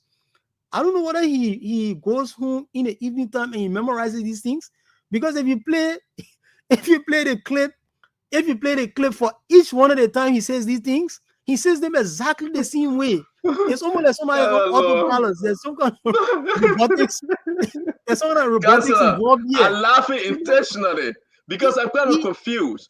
If you're saying what you are saying, Councilor, let me save you. Don't go too far. I'm begging you. So Fadiga was on this program the other day. He said he was going to study to come and destroy Councilor Gongolo's platform. Apparently, when he studied hard, and the thing couldn't stick. So now he's saying he's not even going to bother about platform anymore. He's not going to bother about policy anymore. So you say you are going to destroy the policy. So now you're saying you're running away from destroying it now? You win. Let me ask you a question. Well, waste my time. No. You give the Councilor a chance. Councilor, let me ask you this question. Councilor, let me ask you this question. Please, I beg you. Let's come back on track though. You, Councilor. Yeah. Have you read the policy of the CPP since we are talking about Mr. Cummings? Have you read Mr. Cummings' policy? No, I have not read his policy, but I've listened to his people talk about it. Like at one point they were talking about raising the budget to $1 billion and stuff like that, which according to them is realizable. But the problem there is that, and I always tell people, our problem is not how much budget we have. In the Ellen government, it came from $18 million. I beg you. I don't like to be too detailed. It will hurt my head. Yeah. Just 10 seconds. Ellen budget came from $18 million to $640 or $50 million, right? And Mr. Weah budget had gone up to, I think, almost $800 million or somewhere there about. And they've always had surpluses. But they have arrears for civil servants. They don't pay people. They owe their bills, but yet and still they have budget surpluses. The problem in this country is not the issue about the economy. The problem is the thievery. You can bring $1 trillion in this country. If you have bad governance, they will steal all. So they my would question to you, I rule understand of that. law. Have you seen Mr. Cummings' policy, with the exception of raising the budget to $1 billion? No, Because you said we want to I've talk not about seen the policy policy. per se. I was saying I've heard his people talk about it. I've heard his people talk about it. I've not seen the policy per se to say I got a booklet that I read from. No, I've not. Okay, so let me bring in Josh Lobo, then we'll go to Fagon. We just can't wait. I know it's coming. Josh Lobo, have you seen? Can you share with Liberian? Does Mr. Cummings have a policy out there? And I will ask you this question straight because it's going to make round with the rest of the guys. With the exception of Coca-Cola, with the exception, do not tie Mr. Cummings to anything, any initiative that Coca-Cola have undertaken when it comes to Africa or Liberia. Have you seen Mr. Cummings' policy, or what have Mr. Cummings done for Liberians, for the Republic of Liberia, since he have decided to run for president? Yeah, talk to me. Let's just stick with this one. Help me out. Okay, so Stanton, let me because I was Can you hear sitting, me? there were a lot of things said, and the counselor kept on saying something. Are you hearing me? Okay, clear. No, you are on that string. Yeah, something is freezing you, and without hearing you. You need to go back and come back out. Can you go back like the way you came in first, and can you come in your natural form, please? Okay, let me do that. Let me leave and come. Thank you, Fagon. Let me give you the hear me? same question, and you can respond to George Lobo. Come back. You have your time, Honorable Fagon. Address Councilor Lamy, and the same question to you. Are we missing something? With the exception of Coca-Cola initiative, what have Mr. Cummings done? What, Mr. Cummings, since you say what, 2007? What have you done for Liberia? What can we show to the Liberian people? And you can talk to Councilor Lamy other issue, please. Two things quickly. Let me address with Councilor. The Councilor say, I don't know if Fago can memorize the thing. He can repeat the thing over and over.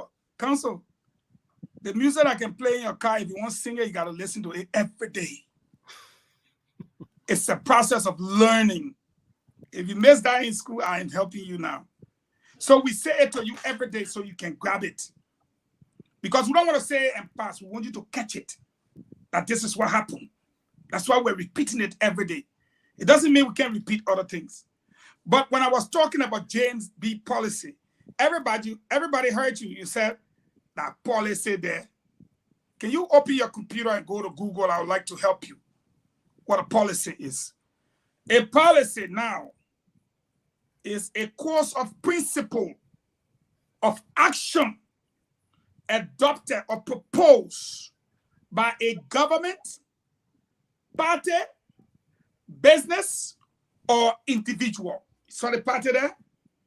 So when I tell you about JNB policy of Think Liberia, Love Liberia, and Build Liberia, that is his policy.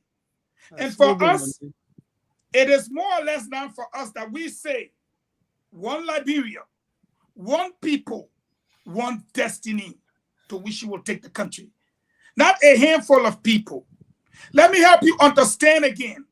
When we're chasing these people, Bezonga left the Unity Party on August 4th, 2017, and said her ideology no longer aligns with the UP.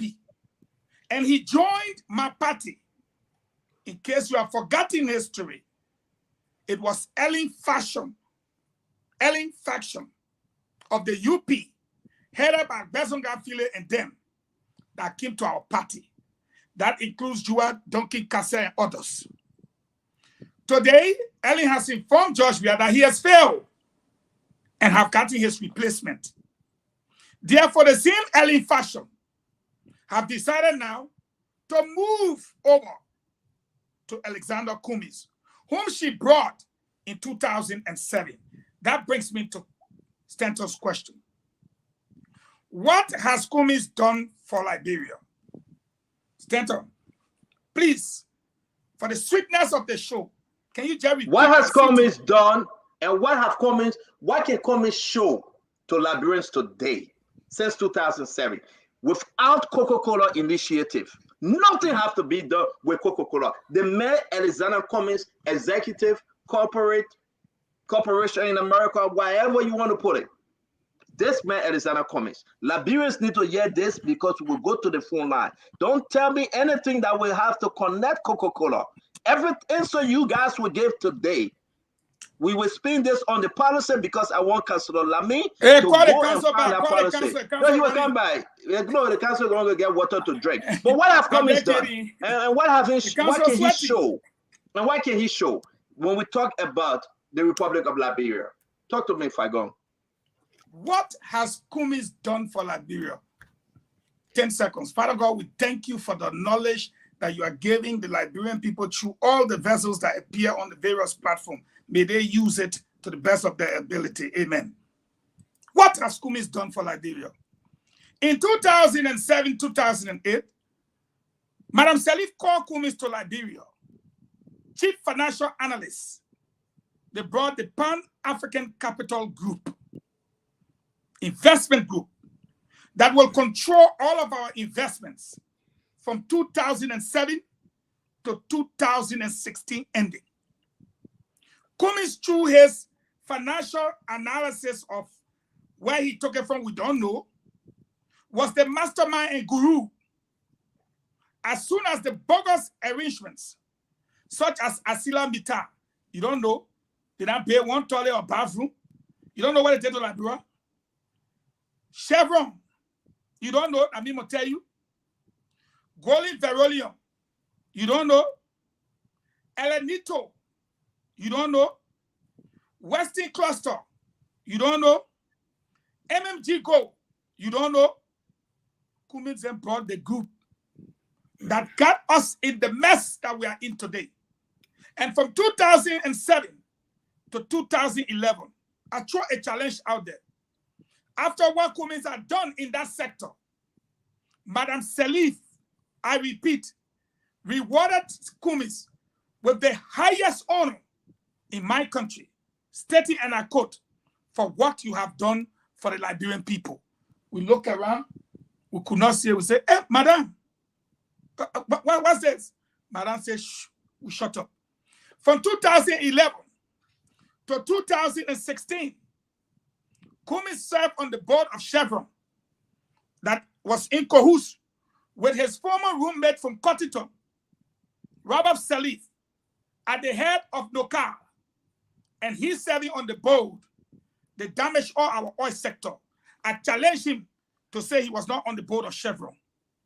Cummings again on the board of International Bank of Liberia, which Ellen brought to the same parent company. Cummings would again be part of that company and the International Insurance Company of Africa, RCA. Now, when Cummings resigned, the running mate you see with Cummings today, he will put her to on the board of the RB Bank. You ask me what has Cummings done. I have told you some of the things that Cummings done for Liberia. How did we benefit from it? What have we benefited from MMG Go other than the cyanide that they pour in the water that kill and destroy the environment, kill all the species, and how people drank it and got sick, and some of them died? What has MMG Go done? What has Asila Mita done? Look at Western Cluster. What have they done? So when you come up and ask me, what has Cummings done? I will tell you. And then I throw the challenge. Cummings should come and challenge me that he was not part and parcel. Then we have a debate. But I'm sure he cannot do it, Stanton. Because why? He put it on his resume. He put it on his biography. He put it on the company website. Cummings again was part of the Buchanan Renewables. True or false? True or false? So, if that is what he has done for Liberia, how has it benefited us? And then sometimes when we go talk about it, people say we're divisive. Let me land on this note to my learned counselor. Counsel, there's a reason why we got black entertainment television in this country. There is a reason why we have affirmative action in this country. There is a reason why we have the NWSCP in this country. There is a reason why we have Black Lives Matter in this country. What's the reason? When race is being discussed here in America, people don't say you are divisive, you're dividing black people from white people, they see a problem. So anytime we talk about our country and its historical past, and you say you're divisive, you please go to the U.S. Embassy, let them get your visa. I will apply for you. So you can learn what people do to correct the past. Thank you, Fagon. Thank you very much. Judge Lobo, the same question to you. And Fagon lay out a lot of stuff, but I'm kind of like, those lay out by Fagon, did it benefit the Liberian people? Can you tell me something extra when you talk about the common people of Liberia? How have Kwame impacted their lives since 2007? What have this man, Alexander Benedict Kwame, what have he done? Do not attach Coca-Cola to it, please. Don't do that. Just talk to us. You know, Stanton, I think. No, we're going to move on. We're doing it one at a time. Yeah. For a guy like me who made a decision in 2017 that Mr. Cummings could not lead our country. Moreover, I support the best candidate, the most experienced, most qualified candidate in the race for this job. That's one thing. You can put a cool record. Nobody's CV matches my candidate's CV in terms of this job. And I wanted to speak directly to the council. Stanton, the council have gone off a lot. Let me respond to the council on some things here. Council, you began your statement with the issue of fighting corruption. You said that nothing can be done if we don't fight corruption. I do agree with you. But are you aware that Councillor Gonglo in 2017 said that the best man to lead Liberia was Joseph Numa Boakai? That the man had the character to fight corruption. So he stayed in the race. Your candidate supported Joseph Boakai on the basis of integrity and his stand against corruption. So the very Joseph Boakai he supported in 2017 stay in the race today. So on the issue of corruption, I don't think you can question his ability to fight corruption. But you spoke on the need, you keep saying you want to hear policy. Now let's come, there's a reason why I changed my background. Ambassador Boakai told you the country's problems are enormous. And therefore, in our ability to address the pressing issues in Liberia, you spoke of your 12-count plan, 10-count plan. We said for us, we'll sum it up in 5-letter words. Arrest.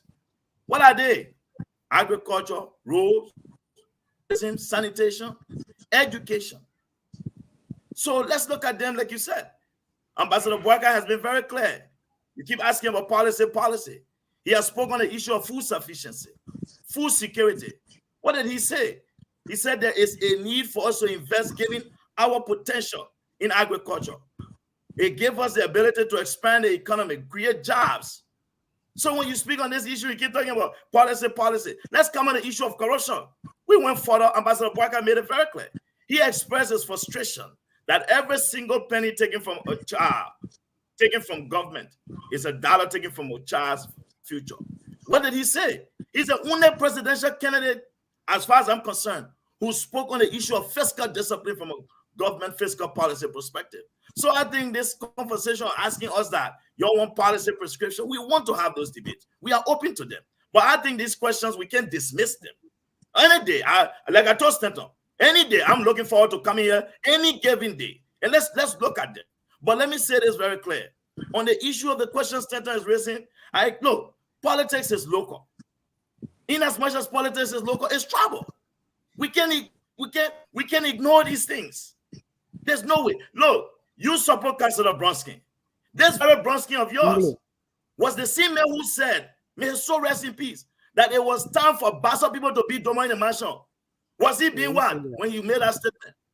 You know, look, I want these conversations to be, look, we must not forget. We must not change the narrative when it favors us. So, Council, I will say this. So when you dismiss the guys and say, oh, they've been trouble, no. Bronsky said it was time for Bassa people to be Domo in the mansion. Was he being trouble that time when he said it? Or we forgot it? And I'll say this, Council.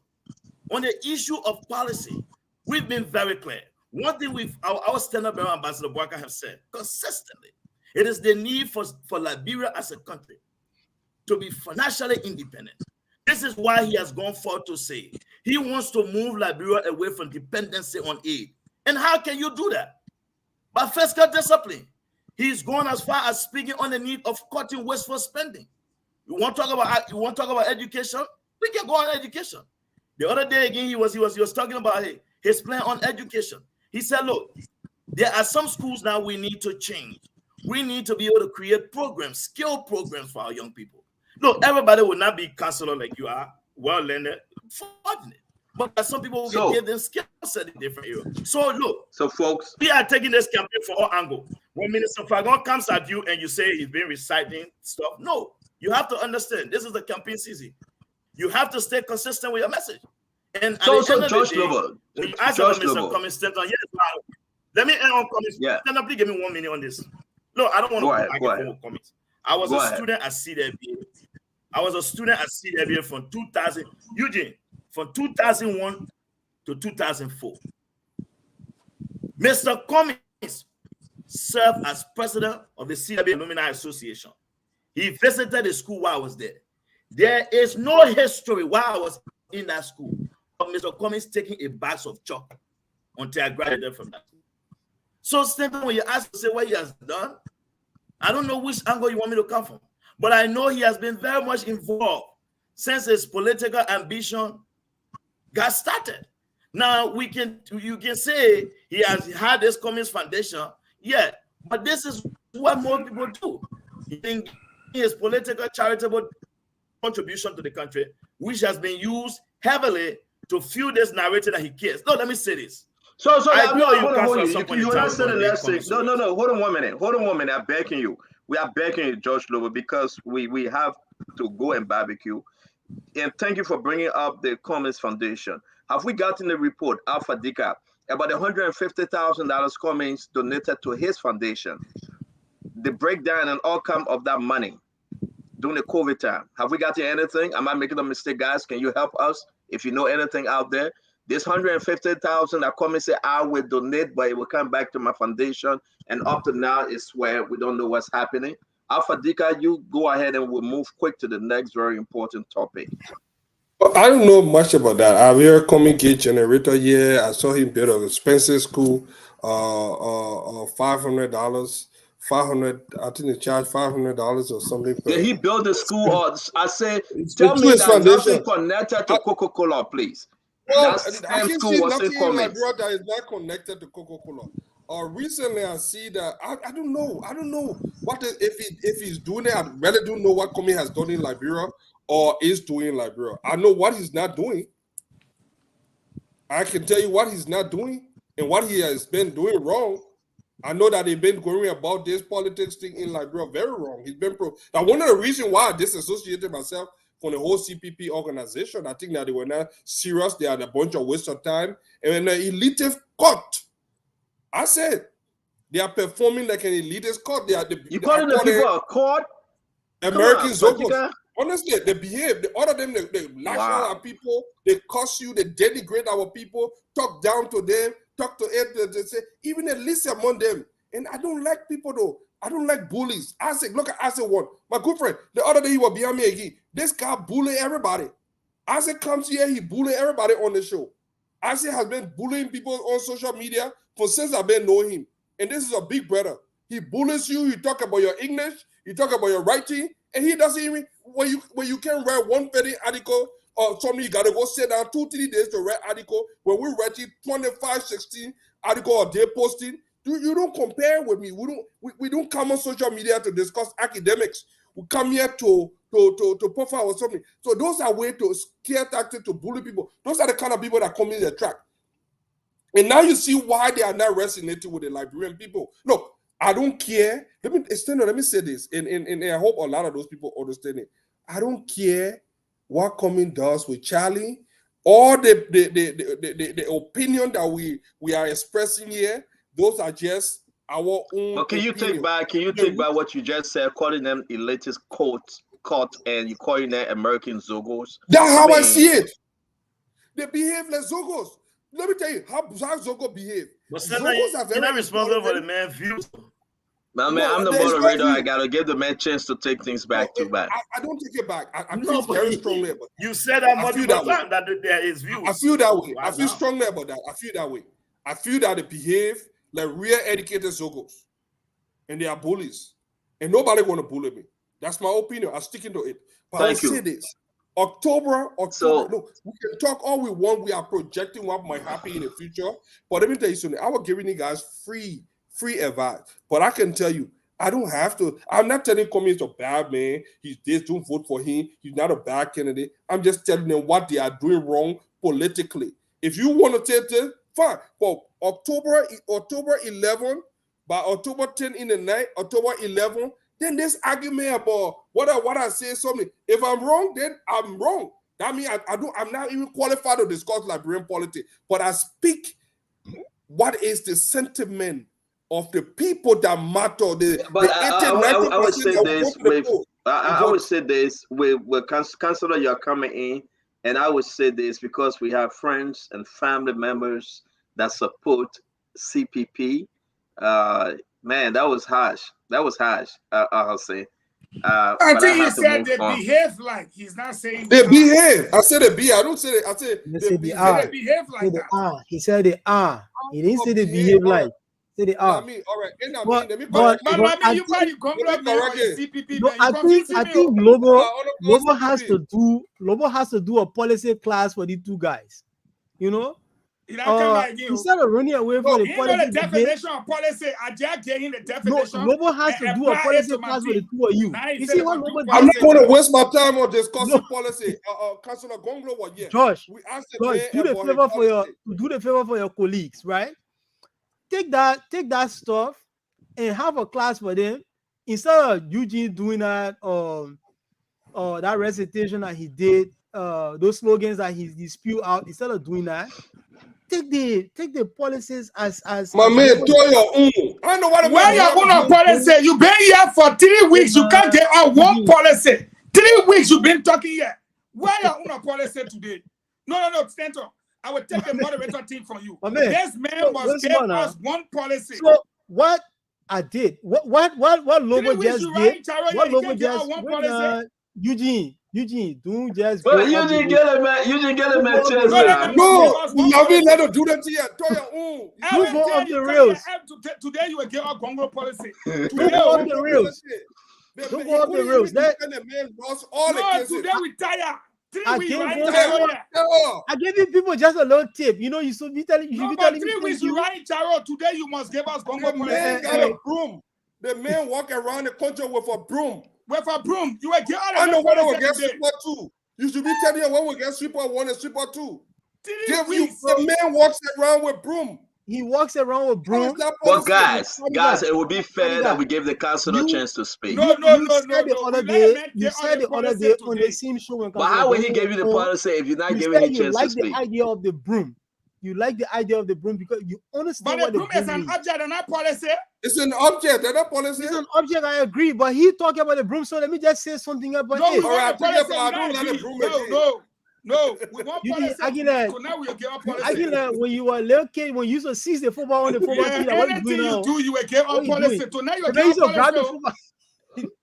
When you used to seize the football on the football pitch, what you doing now? But all right, Councillor, let's get back on track. Let's get back on track, right? You know, let's just say this: the policy issue. Go ahead. Lobo did extremely well. I think Lobo is a better spokesperson, and he didn't go about talking about whether somebody can speak a dialect or not, whether somebody can speak a language or not. He started talking about all the different issues, and I think what we need to do now is to sit with the policies against what they may not carry up policy. And Eugene, stop doing it. We're not on the football field anymore. No, but you just talking about Lobo. Eugene, we come to you after the man. Just wait, we come to you. Then the man talk about you what you want to do? No. And the other man I get football on the field. So if he sees the football and go, everybody will go.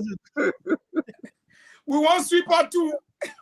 Yeah, but Councillor, though, forget about Josh Lobo and what is Gonglo policy? Man. So Gonglo's policy, there's the Better Liberia agenda, what we call the Better Liberia agenda. So 10-point plan. So I will just briefly go through some of those plans. Quickly, yeah, because we're not on Gonglo yet.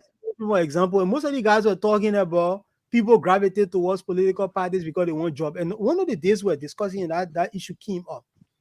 The laws of Liberia, the executive law, section 10.2, it says that every county should be represented in a cabinet. It says that.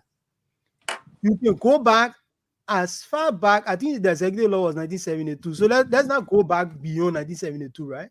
That comes starting from 1972 onward. Now a single government, as far as, and somebody can challenge me on that, anybody who has a fact can bring it forward. Now a single government has met that basic threshold.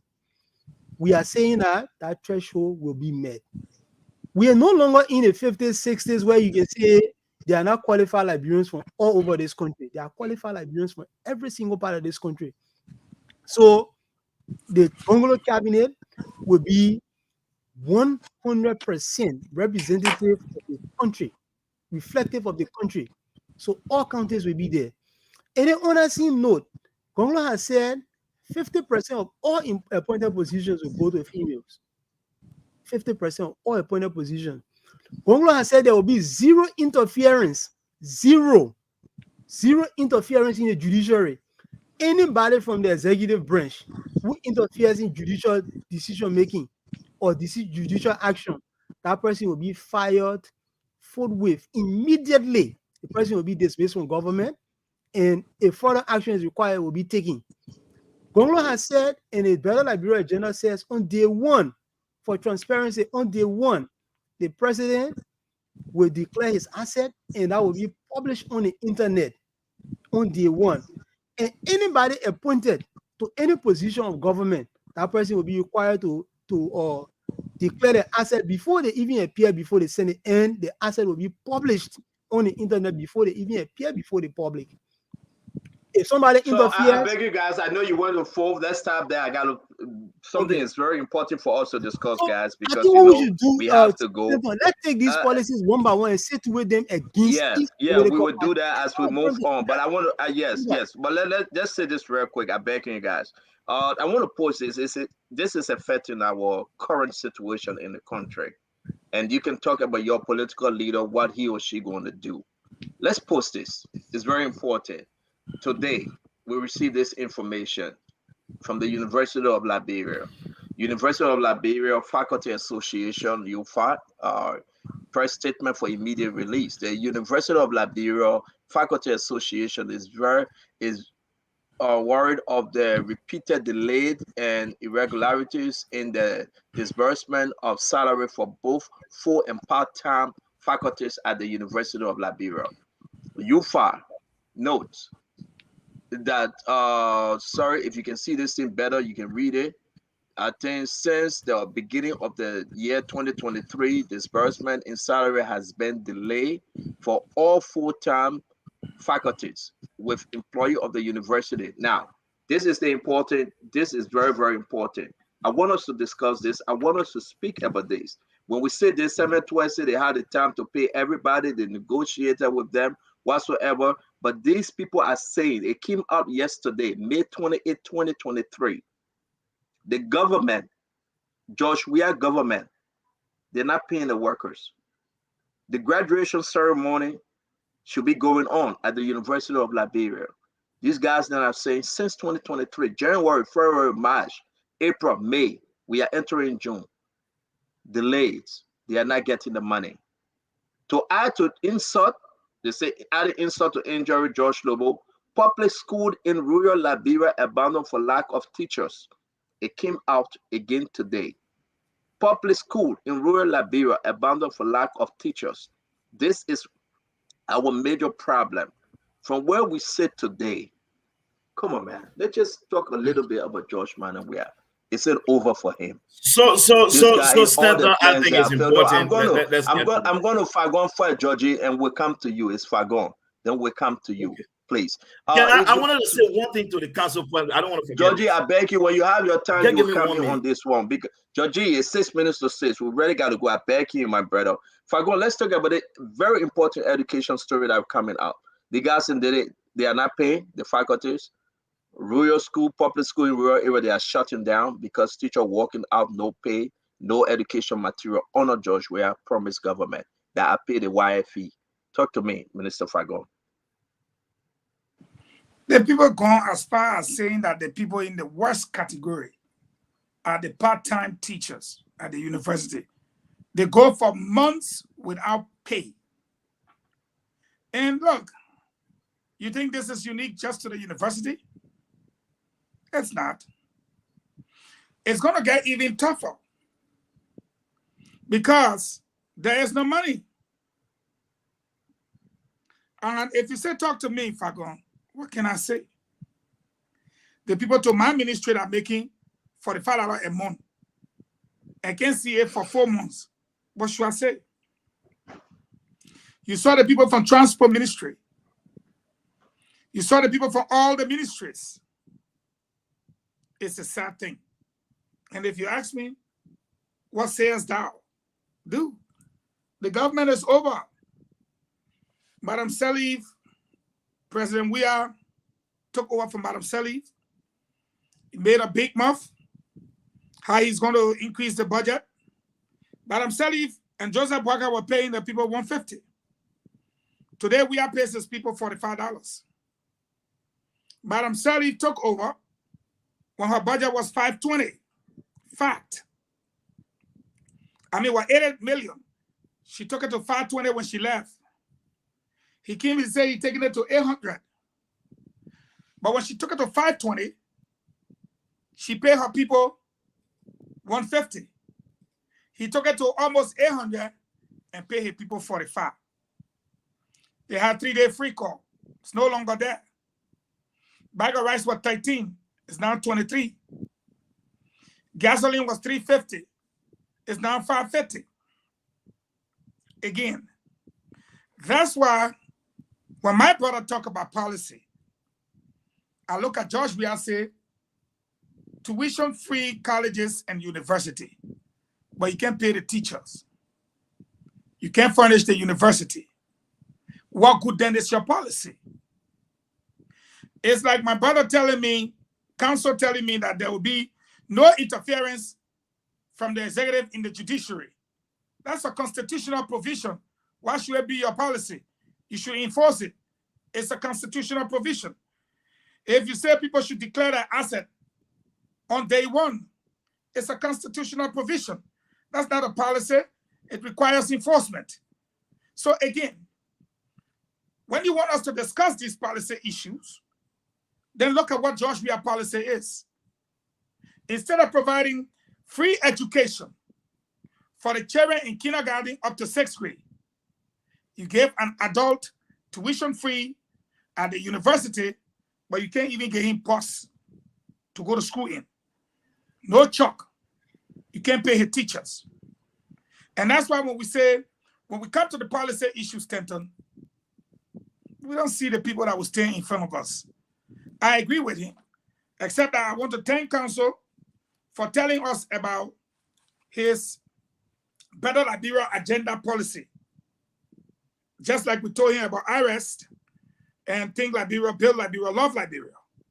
Except that in our own, he didn't ask us.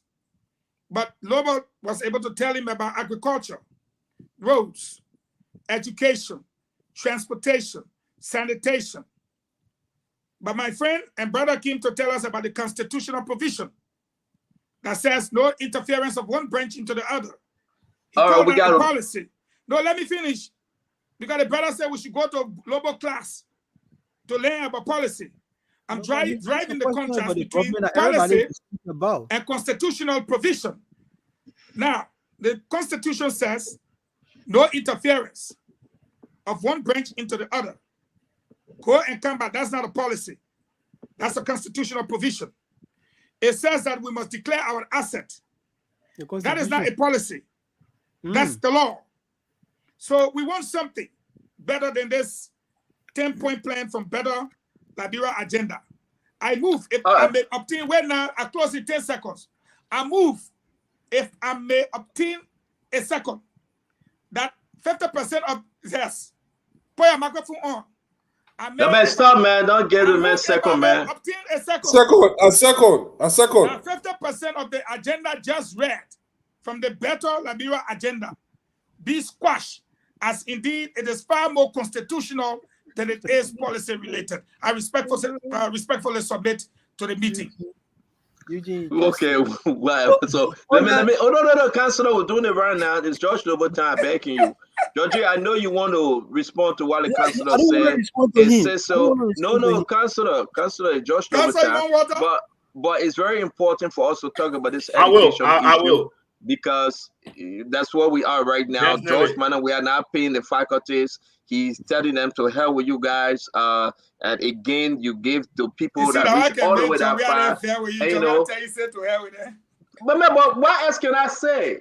January, February, March, April, May. We're going to June. Semester, I said to hell with y'all. We're not paying y'all.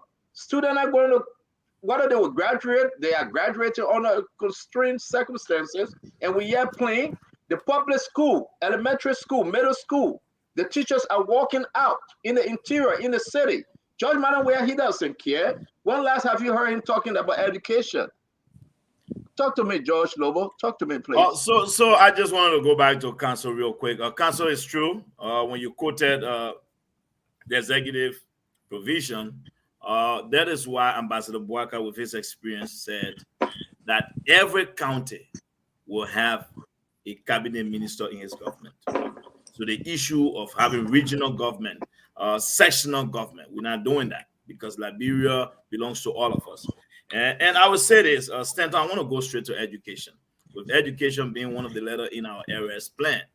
One of the things the former vice president stated was in terms of his decentralization of basic social services and to the people.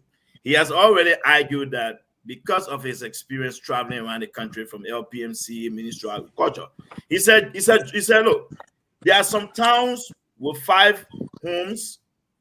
They have a school with 1 teacher. So if that 1 teacher gets sick, that means that the children in that town probably will not go to school. What is he intending to do, Stanton? Why not we bring those 5 towns together? Build 1 big central school, high school there. Build a teacher's quarter. Build a clinic. Build low-income housing. Move that town there. So you have 3 to 4 teachers that stay there. So our plan is the one that addresses the problem at the core. But let's come to President George Weah. And I want to agree with the council when he spoke on the issue of government and its thievery. When you guys spoke on the government's budget, look, when it comes to discussing the CDC government center, I hope we can spend some time in looking at the government from these perspectives, because we have the government plan right now. The CDC is the ruling government. We need to be able to tell the Liberians why the CDC must go. And we can't do that effectively if we don't make enough time to address these issues. And here's why the CDC must go. In Pillar 2 of the Popo Agenda, in as much as this document was the most difficult piece of lie or compose that I had to read, it states, it talks about the economy and jobs. But the 5th paragraph in Pillar 2 of the PAPD, it states, and I quote, it says we inherited a difficult financial situation. And the only way forward, we must cut and rationalize expenditure in the short term while growing our revenue base in the long term. That is the people working document, council. You'll find it troubling that even government officials have not read their own document. When we sat down to talk about it, they have not read their document. But let's come to the issue of education. This is why in arrest center, education is the center of our arrest agenda. Because we understand that, look, the recent Human Rights Report Center states that young people between the age of 14 to 25, about 65% of them have not completed primary education. That's troubling. One of the greatest resources a country can boast of is its human capital resources. President George Weah has no intention to do anything for the Liberian people. President George Weah, I will say this, in as much as I respect him as the greatest African soccer player, this is the most accomplished political 419 that has ever taken man by surprise. The CDC should have never been elected. George Weah should have never gone to the mansion as president. But the Liberian people got him. This man has shown no willingness, no desire to solving and addressing the problem. Stanton, this is not new to us. I will send you pictures from Riverside. See the school buildings. And this is a man who they say he comes from the slum. This is a man who holds the country in his heart, Stanton. This is a man who pronounces a free public university and colleges free, but can't pay teachers. Stanton, the president of the university, appeared before the Liberian Senate in 2021 and said that since the pronouncement of this policy, that all public universities were running at a deficit.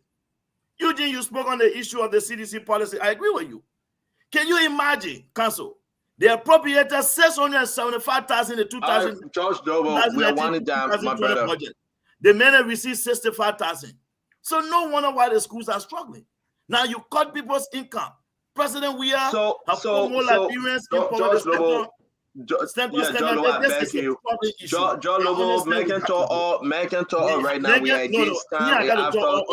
Yeah, but not today, but the last time I talk, people say, well, I show all and I talk all. Sometimes you got to talk all. Fadiga, let me bring you in with this. And I know you can pivot to the education, but this is important. A response from CPP to Prince Yeru Johnson. And the last paragraph, and they are calling on Joseph Yiman Boyka to distance himself from Prince Johnson.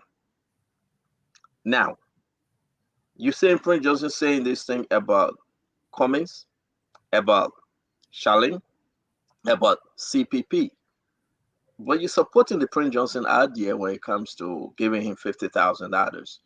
I want us to read the last paragraph here. This letter was put out yesterday, I believe. This is the last paragraph, but let me show the beginning of the letter for folks to see, which is very important.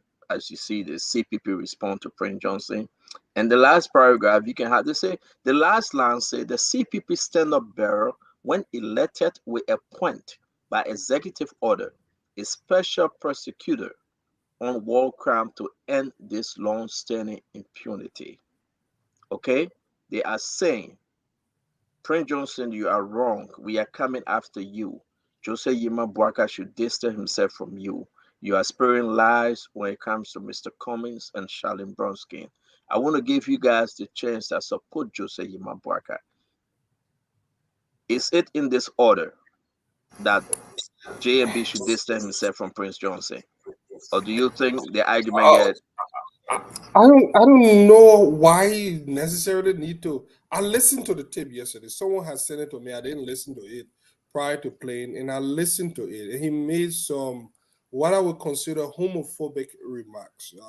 He alluded to the fact that Charlene Bronskin could be something, and then he said the same thing for Mr. Cummings. In somewhere along they gave something. I'm not homophobic, like I said, but we live in a country that is very tolerant of people sexual preference. So I regretted that I played it, but I didn't believe in the content, but I played it yesterday on my show. So I think that is why. And threatening Prince Johnson with war and economic crime or war crimes, if you were to be elected, that is another bad. Look, you can't put the cart before the horse. You must win before you start doing some of those things. And I don't know. It is yet to see, based on my own experience with the Liberian people in survey that have been done around the country. Every little tribe try to protect their own demo, and that is the thing in Liberia. Look, the longer we drag away from the justice, they say justice delay is justice denied. The longer we delay justice, who sent the first shot? Who they attacked Prince Johnson in Grand Bassa? No, they attack everybody. So if Prince Johnson keep on an attack in Grand Bassa, so Prince Johnson responded to their attack though. Hold on, let me tell you something. What happened with the CPP? Look, the CPP is like a desperate madman that is have lost everything and have nothing to lose. Look, I will say this now, and you guys hear me all right. They see a lot of people from the Cummings camp would rather see George Weah re-elected than saving our country. It is in their mind. I've listened to them. I had conversation with people within the inner circle of Mr. Cummings that have made it clear that it is clear where this thing is going. Look, when you see Western guy, Judah Duncan Cassett, the whole Ellen gang of the UP going one side, you know definitely second round where they will go. The only place that I found solace Are is you the fact that saying that ANC will support George Weah in the second round? they Then will. They are poised to supporting George Weah. A lot of them. Wow. But I found solace in the fact that the contract that Cummings has with a lot of those people will end on October 11th. Because a lot of the supporters, the real people that matters, are on the ground. And those people will be staring at their future instead at Cummings and a group of people that are mostly in the diaspora area that will be fine even if George Weah lose or whatever the outcome of the election. They will be staring the future in the face and say, you know what? The people already got it on our side. So that would be our play. That's the only play I found solid. But as far as we gotta go, gentlemen. We gotta go. I beg you. Let me touch on it. But can we respond to this question and support? No, that's fine. You gotta go ahead real quick. Let me say one more thing, and that the school thing. The thing about the school, my man, in October, I think around the 25th, somewhere in 2018, George Weah, you know nothing on is that ANC headquarters? No, that's the school. That's the school we are talking about, where the teacher left. And this school, let me lay this thing. Oh, Becky, you will come in, Fadika. Let me say this. So, folks, so this is what happening, though. The school is in Grand Cru, right? One of the many schools that teacher I work from. And you know, who Grand Cru, the southeastern part of the country. Grand Cru, right? This is what George Weah doing to his own people. This is why Fonati Kofad or the rest of them, the speaker, deputy speaker, pro temp, all of them. But look at this now. Look at this school. And the people say we are walking. Liberians need to listen, man. This is crazy on a CDC government. Stanton, let me say this. You gotta be speaking while I show you the photos. Go ahead. This is what I'm saying about the CDC. Everything about this administration has been about politics. Look, in 2018, we spoke against this.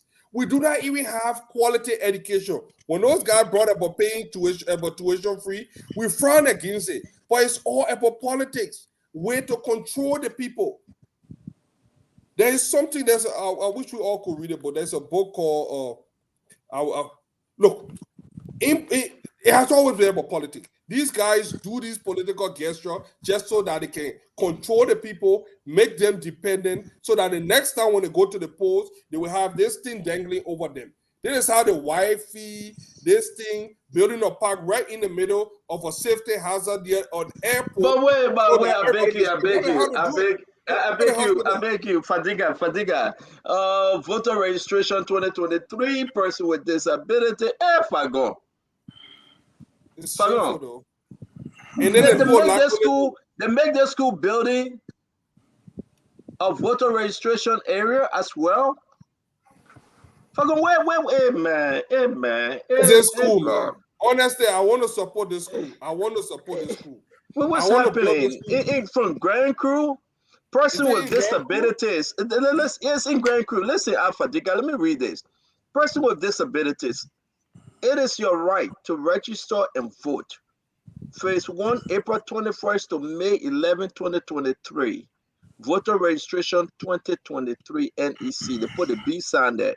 But at the children's school, the school now look at no dogs. Where the richest of the richest politician coming from? Where you will find George Manuel Weah, Fonati Kofa, Beaufort Chamber, and who's the other man name?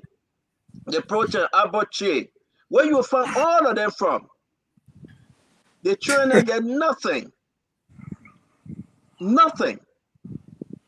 Hey man, Fagon, I beg you, man. This is the laptop policy issue. I beg you.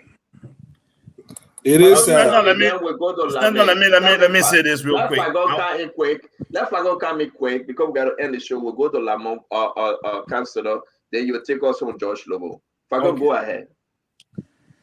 First, these are the kind of things you are responding to a man you say provoked you and said disparaging things about you. So we've come to the point now where two wrongs make a right. In this thing, from start to finish, so Baba course they gave Prince Johnson inside. Baba course, so Baba hustler, cold-blooded killer. Oh, you be reading it. The days of that. How he handpicked Joseph Boaga vice presidential mate, and Boaga must condemn the thing. and he doesn't have no decency, no to, you finish to all the one. In my opinion, I look at you and say, but you pay out there. And you finish. Because if you want us to stop these kind of things, then you yourself now, the man call you call the man, all the West name. Your own son, the man, so we say you win. It finish. Let me come back to this issue of the school you saw. I'm sure you say it's in Grand Crew, right? I think that's Abache era. Abache is the mineral czar of the country. He owns, and I don't know, I was there. He owns and operates the Ministry of Lands and Mines. That is his, he controls everything for him. You see that kind of school, they only require 4 bags of rice, which is like $80. And the people will plaster it the right way. With the same mud, they're not going to buy it. You just need to cook the food for them to eat. They will do that. The Wawapo taxing for a piece. Cement, $100 worth for cement. And I am not talking because I want to talk. I will get there with you, Stanton. If you don't allow me to show you the school. You will get there with me. I will not allow you because I get Prince Johnson calling on the show. He want to reply to this letter. Please forgive me to interrupt you, please. It's important. But I need to stop the puppet. Exactly. Well, Senator PYJ, you have the time. We'll listen to you, sir. Okay, I was just listening to the spoon talk right now, and I heard about the release, what about CPP or what kind of PP, that they would bring about Walker Code through executive order when Coleman become president. Firstly, he will never be president. But what I want to say here to all listeners abroad and at home is that every time people attacking me, Madam Joanne Habatella attacked me. Their program in Buchanan a few days, I think on Saturday, the press asked Orishu Gu, how you feel about the crowd and whether Mr. Comey will win. And it is said that people truck people there. They truck Liberians to that program. Is it true or not? He left the whole show and mentioned me as a war criminal, and that the ticket rescue 1 and 2 identify with me is a wrong thing. I'm a criminal. Then I said too, when I was speaking, I said, you call me criminal when you know that we have signed the communicate for non-violence at the Senator River Hotel, and you calling me criminal. I'm not in the picture. Why are you bringing me in, attacking me? And your boss man, Mr. Cummings, admitted 2017 that he support gay rights. When you were asked, are you a gay? He said, no, that's a question I've been struggling with, but I support their rights. So if you support gay rights, you are gay. So what if I say to you, Orishu Gu, you are the man's wife or girlfriend? What if I say all those who follow him, including the running mate, they are all lesbian? What will you say? Let the attack stop.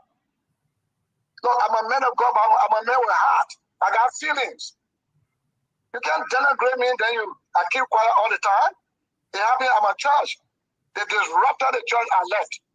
Then you go hold your program in Grand Bassa. What brought me into the picture? Orishu Gu. You used to come to my house here, begging me to have Kun, Senator Kun to run with you, to be the running mate. And I said, Kun is a baptized Christian. Your boss man says that he supports gay rights, and we don't want to support that. But go to Kun. If he agreed, I said, but I disagree. As a chairman of the governing council, I disagree. Because you did not take Kun now as a running mate, so I'm a criminal. And you go hold your program, different program, you mention my name. That's what led to the response. But I really did not mean to talk about Charlie Bronski. We've been communicating throughout. She's my daughter. I am sorry to attack her. But I was provoked. I called Musa Bilite. I said, Orishu Gu has attacked me during the program. Please intervene quickly and get to me before I respond. Mr. Bilite did not get back to me. I called Bilite 20 times. Yesterday, day before yesterday, he did not get to me. That's why I responded. And involve those who follow Cummings, who say he support gay rights. That's the reason. So, Senator, Yes, Senator, we have the guys, we have the team here to listen to you. They are asking JMB to distance himself because of remarks you made against them. But now we are hearing your position, where you came from, the reason why you are responding. So I hope that you guys have any question, any comment, because the senator have spoken. I want to say something to the senator. Real I quick. don't know why my volume is not coming up. Again, I'm not hearing you When guys. someone they feed their own, they foresee it. What would necessitate JMB to drive away from me, to disassociate himself? Am I a criminal? I'm a senator. I served the ECOWAS Parliament for 4 years. The 18 years I served in the Liberian Senate. I served 16 years of my time in the ECOWAS Parliament, elected by 29 senators from diverse backgrounds.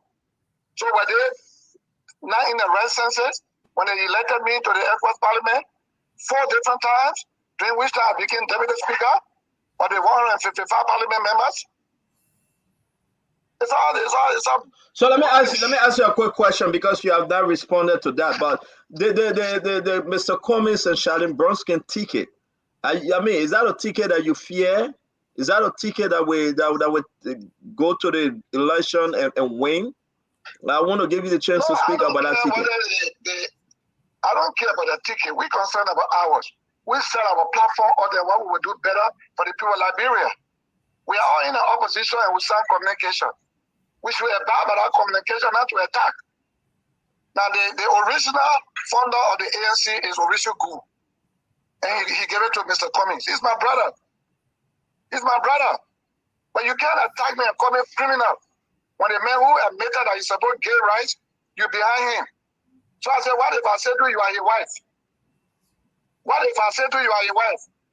Or what if I say this person that lesbian? But for Charlene Bronsky, I'm very sorry. I was provoked and they should stop. She had done nothing to me. She's a decent girl and we've been communicating throughout, and there's no need to do that. I asked Mr. Delete to intervene and get back to me quickly. He did not get back to me. Why would Mauricio Gu call me a criminal? Am I a criminal? You came to the damn criminal house to beg me to get phone to you? Am I a criminal? Look, let's start this conflict drum beating. Let us deal with the people of Liberia and sell our platform. What can we do better? I'm not afraid of Cummings' ticket. I know he's a stranger in the political terrain. He will not beat us here. We will come first because there will be second round. If not, one round. One round. We are going for one round. But if there be a second round, we all will come together to work together for the good of Liberia in its future. So let them stop attacking. So Senator Johnson, we are putting pictures up about a school. The teachers are walking from the schools. The University of Liberia have not gotten paid since January. It's going to be 6 months. The guys now, they have put out a statement yesterday. You watching the show? They said John, we have not paid them. Samuel Tua have eaten the money. Samuel Tua have not paid them. The situation with our education system. You built a university in Nimba County. I want to give you the chance to speak on this issue. It's very important. The middle school, the children are going to school. The school that we're showing right now, no seat, mud house. Talk to Liberians tonight. What's the difference? Why George Weah brought this on Liberians? University. That's a state-run university. And they collect taxes. They have money to pay. But they cannot pay because of what the chancellor referred to as thievery, corruption. These are facts that when we express in democracy, they say we are against. We are not against. We are not against. We are committed to peace, but we must speak out of the power that be with honesty. And I'm committed to give up my life for speaking the truth.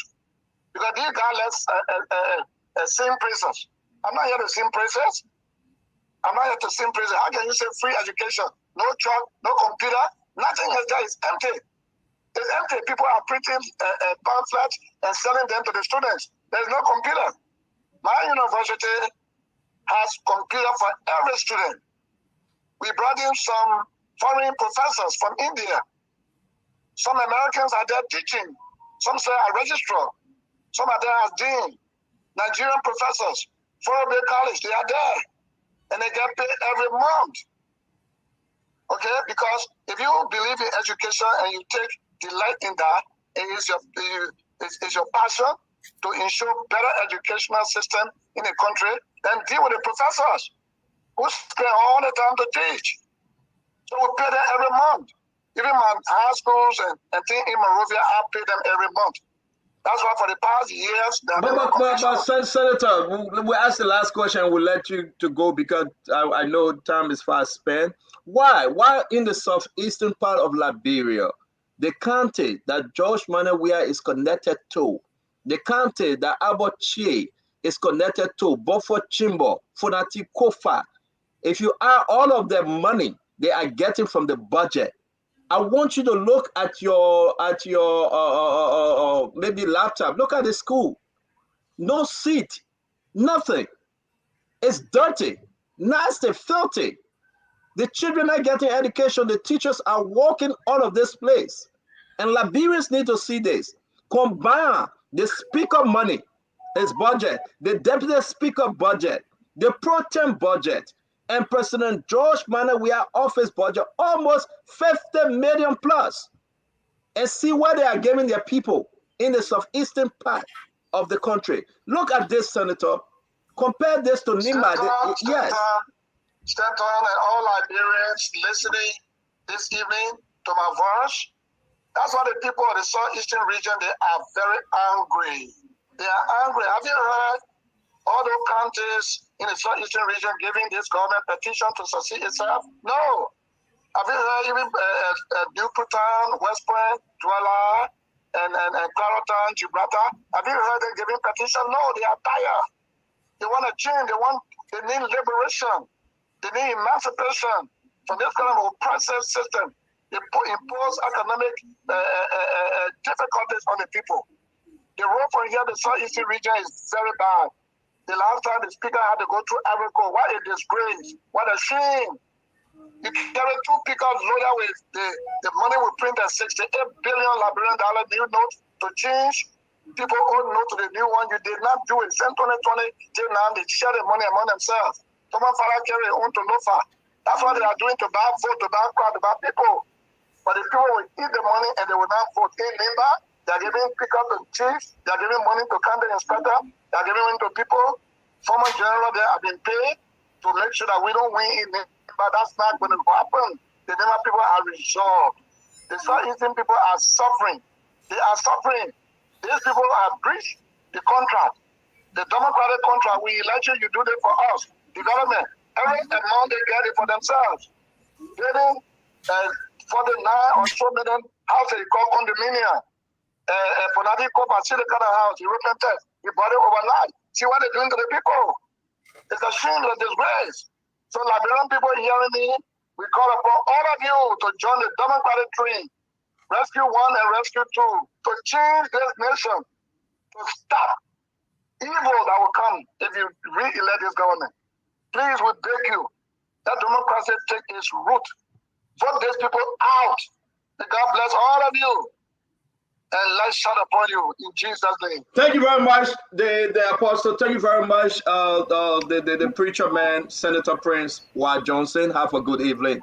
Good night, sir. Thank you. Good night. Yeah. Guys, sorry, I could have taken your call or your question, but something happening with my direct line. That's fine. I have to. Yeah. So let's just move on, guys. Let's just move on. We got to be going to the phone line. Yeah, but I was about to speak before you say you wanted to. George. Why think we should go to the phone lines? After George Lobo. After George Lobo. Go ahead, Georgie. So, no, Stanton, I just wanted to say this. The good thing about it, we are proud of who we pick as our running mate. I was very clear. I wrote on Facebook that we beat you at your own game and we pick the best candidate. Look, we understand the games that we've been playing. This very Prince Johnson, on this very show, Stanton, Senator Coons stated, and I quote, all the top hierarchies in the ANC, the CPB he met with. By then, they didn't know that Prince Johnson was tied to Jeremiah Cohn. They didn't know that he and Prince Johnson came from the same party. You see, Council, the hypocrisy about the ANC and the CPP is what continue to create problem for themselves. They set these standards. Mr. Cummings come from Maryland Center. Let me tell you, the School of Deaf and Dumb in Maryland County was out of the budget. Why Mr. Cummings didn't get $10,000, but he gave Prince Johnson School $50,000. Of all the schools in Liberia, like when the Prince Johnson School need help, yeah, Mr. Cummings come from the Southeast, but he gave Prince Johnson School $50,000. So why his own country? You know, we want to, for me, I told ANC folks, you want us to discuss the issues, I'm open to them. But these little tactics here and there, when you don't get your way, you try to say this. Let me say this. Senator Johnson said it other day on this show. Stanton, if the poor say they want war and economic crimes code, let them bring the war and economic crime code, but it cannot be used as a means to scare someone. And like I've been very clear about it. Look, at the end of the day, Prince Johnson is not Joseph Boyka running mate. Joseph Boyka running mate is Jeremiah Kuhn. If you are afraid to question Jeremiah Kuhn's contribution to the country, his public service record, and you feel that your scare tactics is to go to Prince Johnson, that's fine. For us, we're not going to respond. And I'll make this very clear. Ambassador Boyka will in no way, shape, size, or form say he will get rid of Prince Johnson or will cut off from Prince Johnson. That's childish. That's reckless. It's irresponsible. You have all these meetings with this very Prince Johnson. You gave Prince Johnson money. You didn't know that now you want us to do it. At the end of the day, we want to be very clear. Senator Kuhn is our running mate. He's our vice senator bearer. And that is what we're going to do. We want people to question. So thank you very much, my brother George Noble. Thank you very much. Again, we'll be having a wonderful show tomorrow. I would like to just say we have to go to the phone line and take calls because councilor have to go home. Dama Snager, can you come on? Dama, let's go to the phone line. While we're doing this thing, I want to show this, Dama, because I know we're back and forth in the chat room. I want you to talk to us about this other location. The students are begging. Sir, please help our volunteers, teachers. The students are begging. This is the building. People are volunteering. They are teaching. Welcome on Honorable, we the student of Barabasa Public Community School, we are so clean, Bama. They are saying the students are begging, man. Look at them. They are begging. The teachers don't have money. They are begging. They want to learn. It's very important to understand. These students, they are begging. Somebody help us. We want to learn. We want to learn. Help us, please. They are begging. They say, where is George Manor? We are the man that we said, yes, he was going to change this country. Where is President We are? We are sleeping and sitting in the mud. Okay? They are saying this thing, even in the southeastern part of the country. This is what they are getting. Then you come here to Obama. All right, and Dama, talk to us, man. Look at the little girl, the little boy in a white top, navy blue pants. I remember in Jimmy Joloko when we used to wear this uniform. Hey, man, Dama, before you go to the phone line, something is missing from Liberia. That today we are seeing the University Faculties Association putting out a letter saying that we have not gotten our pay. Hey, Dama. Let me give you the chance. 30 seconds before you go to the phone line. Expand on this. Yeah, so that is in Bama, Wiswa Clan in Bapolu County. This was also reported by our Bapolu County contributor, Solomon Tibler, where due to the absence of volunteer teachers not being able to go to school, this was during the visit of Mr. Cummins. These pictures were taken during the visit of Mr. Cummins when they went to prevail upon him, to ask him, to appeal to him to also help get their volunteer teachers paid. You know, volunteer teachers mainly across Liberia in the hinterlands, they do a great job. Where there are no government paid teachers, they are the ones doing the job, or where there are government paid teachers, they supplement their efforts as well. So this is in Bapolu. We've gotten pictures from Grand Cru, Upper Bumi.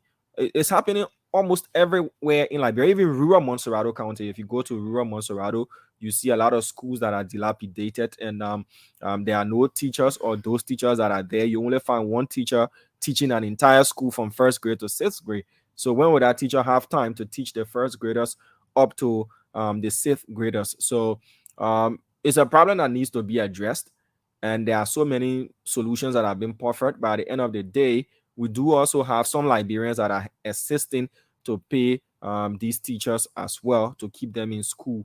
So, Mr. Witherspoon, that's what's happening. We need to move out there, bring these stories in I real know you time. are talking about going. I know you are talking about this week taking a trip, you and your team going out there now to give us a real view. But Yeah. again, though we go into the phone line, I want to also tap into like the minds of the Liberians. Though we have a sitting government, under a sitting president, Dr. George Manawia. Are we missing something? They're paying the wire school fee. They say go to the university, but the fundamental, the primary, the middle school, they're begging. The teachers that are walking out, Dama. How you go way up there and say, I will pay your wire fee, you will go to the university free. Well, how will you get to the university if there's no fundamental education? Look at these babies. So I was privileged to be assigned with the president for a number of years, and I was on the county tour. And when you step out of Montserrado County, that is when you really do have the perspective of what Liberia is to so many Liberians. You know, like in Riverside County, there's only one senior high school. That's the Sestos High. So people from Seatown, the town that built Wari Hills, from people from Bolowie, people from other parts. If you don't have a relative or someone to house you in Sestos, you might just go to, becoming a chainsaw operator, or you go straight into the gold mines or something like that. When you go to these places, then you realize that the future is bleak for so many, Liberians. It's not something that is only happening under the CDC regime. You should ask yourself, where were those schools during the Ellen Johnson Sirleaf regime? Were they built? Were schools, built in those But I will strategic ask you places? though, the reason why we are here, because the reason why they elected George Mana, we are for the change for hope, the hope for change. Of course. So I'm not going back to the Madam Salif era. I'm saying now, for 6 years, they brought you there to bring that change, to give the people that hope, to say, yes, we're in a new dimension of life. We will treat you well. With all the money, look at Buffer Chamber, Fonati Kofa. Look at how you call him, Pro Tem, Abachi, the president. And you say all of them, you combine the budget amount. You know it better than I do, Damo. Are we talking about this building? Is that what we're selling to the people? Is this a classroom? Damo, the children have to come out and beg. Sir, please help our volunteers teacher. They are not getting the education that they deserve. But we're talking about paying wire school fee. Is this what CDC should run on, Damo? Let's go to the phone line, man. And I'm happy that this week you guys going in the era now to give us real view. Let's go to the phone line. And we got a new song that somebody just composed. We'll be playing it for the first time on Spoon Talk. A brand new song for the first time on Spoon Talk. A brand new music song for the first time on Spoon Talk. This one, I won't talk about it said, but we're going to play it. It's a remix of the 2017 one of the music. But let's go, Diamond. Let's take a phone call. All right, so let's go to the phone lines. The numbers to call 0777 1075 0555 101075. Those are the numbers to call, and you have to keep your comment, view, or opinion, under 1 minute, so that we take as many callers as possible. Hello. Hello. Yes, sir. You're welcome. Let's hear you out. Thank you. I called to contribute to the show. And for every time you listen to the radio or the Spoon Show, you will hear Falcon and Fatiga integrating the ANC and the CPP and almost every day. But the next time you hear another Prince Johnson coming on and saying we should start the attack, I mean, how do you understand that? And I would not be happy listening to a Fagon that in just recent time was, like denying journalists of COVID-19 access pass in our country. Today, he has become a spokesperson for Joseph Boakai, and he endorses that. If he sits on the radio and denigrate my political leader, you think I'm not going to come for Joseph Boakai? You think I'm not going to tell the people how Joseph Boaga brought one goat from Lofa and gave him salt water for him to get big, for him to sell him more money? You think I'm not going to tell people that Prince Johnson said Joseph Boaga is using battery and he can be your president for Liberia in this day and age? You think I'm not going to tell people that says normal day Joseph Boaga got BSc degree, he has not gotten a master up to today? We're going to do all of that. Okay. Fagon is in the place there to destroy the opposition. He's on a mission. All right, sir. Thank you. Thank you. You're welcome as well. Let's take this person here. Hello. Good evening. Let's hear you out, sir. How are you, Damo? I'm fine. Go ahead, please. CEO, good evening, and let me say good evening to the team of the panel. My name is Andrew Moses, alias Chef Hassan Peking. I'm in District 13. You know, I listened to the CEO asking whether the CDC is going to run on the free trade policy or the WASP payment. CEO, do you know how many Nigerian students are benefiting from the free tuition policy or the WASP payment for the past 5 years now? Do you think these children who are benefiting will vote against George Weah?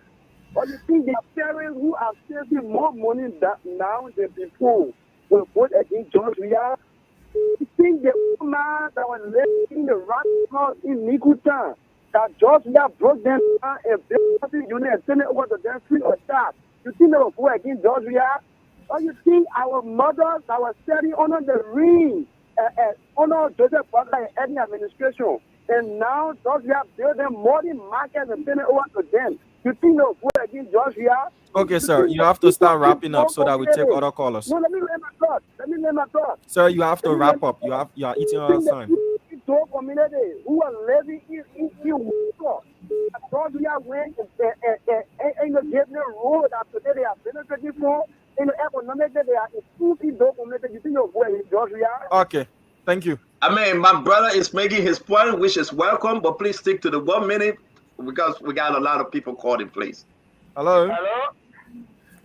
Hello. Hello. You live? Go ahead, please. I'm Peter S. Colo. I'm calling from the most abundant district in Liberia, Sanoye District, Bon County. Bon County has resolved to vote for JMP. And Arizona Kumi, Mr. Kumi ticket is a dead ticket.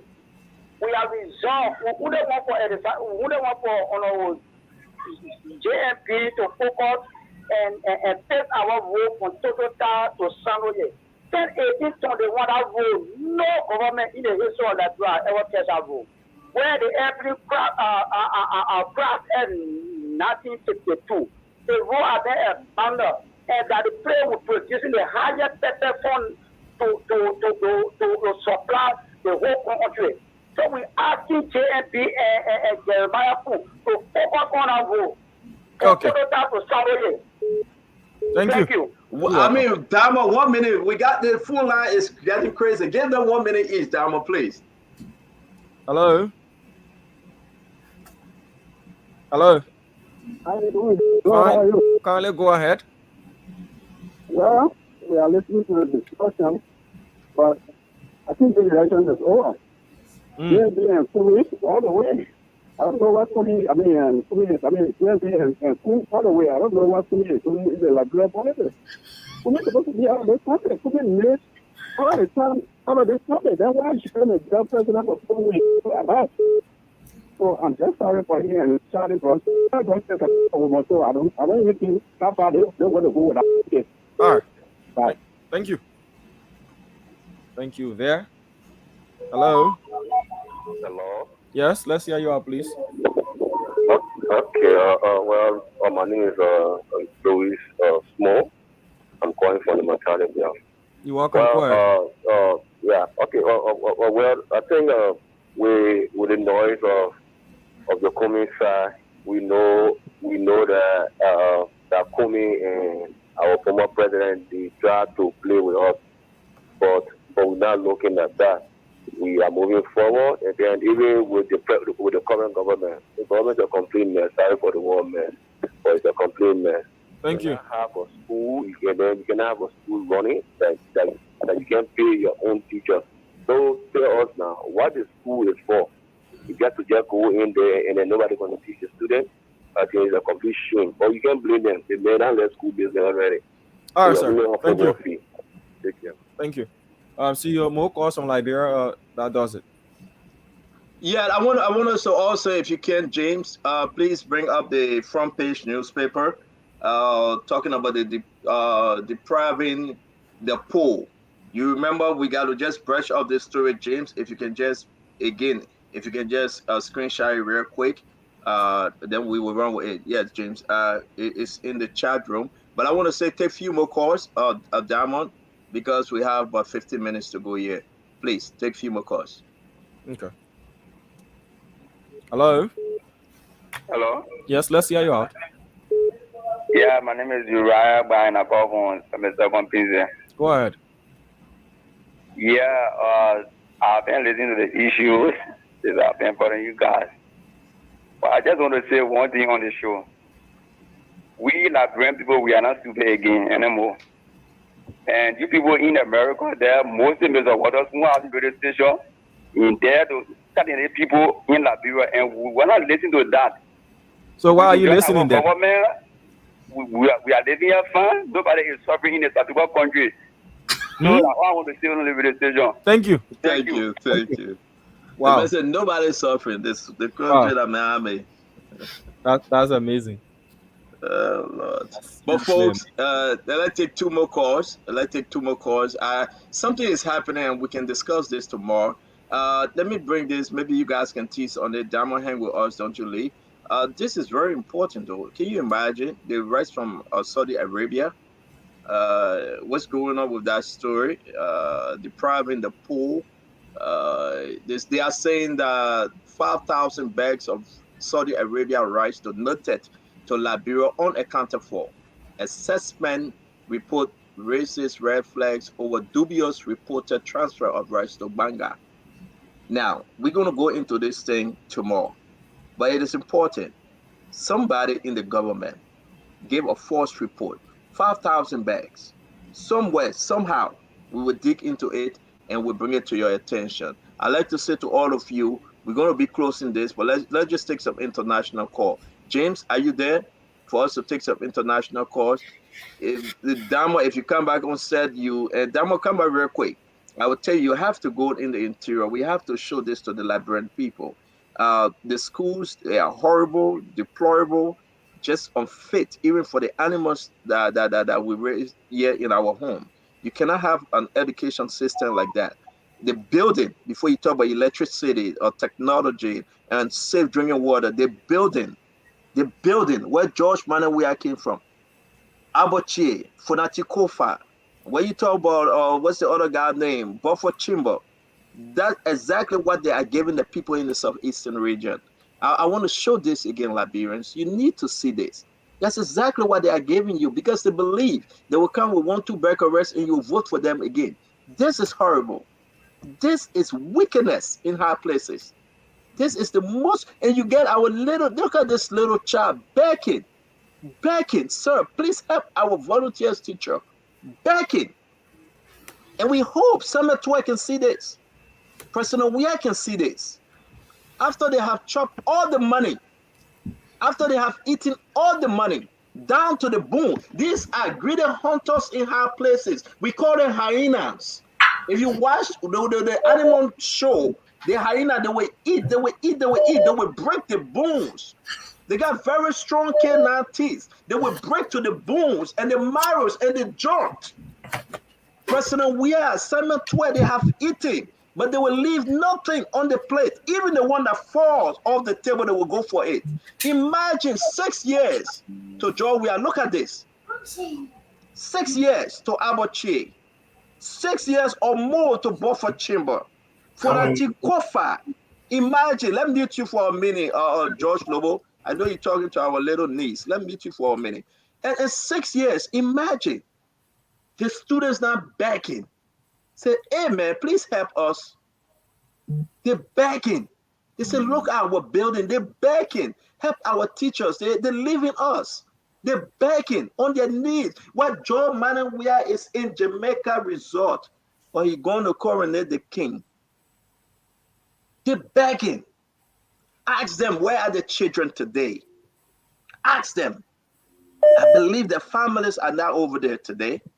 Ask them, where are the kids? Ask them. The family member, are they sitting somewhere with no chairs? In the dump of the dump? Hey, man. Is this the Liberia we can settle for? Our education system is a mess. It's dead upon arrival. Samuel Eto'o have turned his back. Even the University of Liberia Faculty Association, they came out. Let me saying it before you say that stand on again. You go ahead. Let me saying it. This is the letter, the press statement, Councilor Lamy, just yesterday, May 28, 2023. We have not gotten paid. Even part-time teachers, part-time faculties. Samuel Eto'o brother is there. His own brother. How they call him? Nourished way? His own brother. His own brother. His brother is there. Samuel Eto'o's own brother is there. Put this thing down, please, James. I don't know who put it up. His own brother is there. I don't know who put it up. At the end of the day, because somebody that have access put it up, maybe. At the end of the day, after they beg, this is what they are offering the Liberian people. This is exactly what the people want you to hear, want you to see. They say, give us another 6 years again. Give it to us. We'll do jack for you. Let's play the music, George Noble. George Noble, I know you want to speak. This is very important. I will play this song. It's very important. Somebody send it to me. I'm not taking a course again. No, you're not taking a call. We're done. Somebody send a song to me. Let's play this song real quick. James, play that music, James.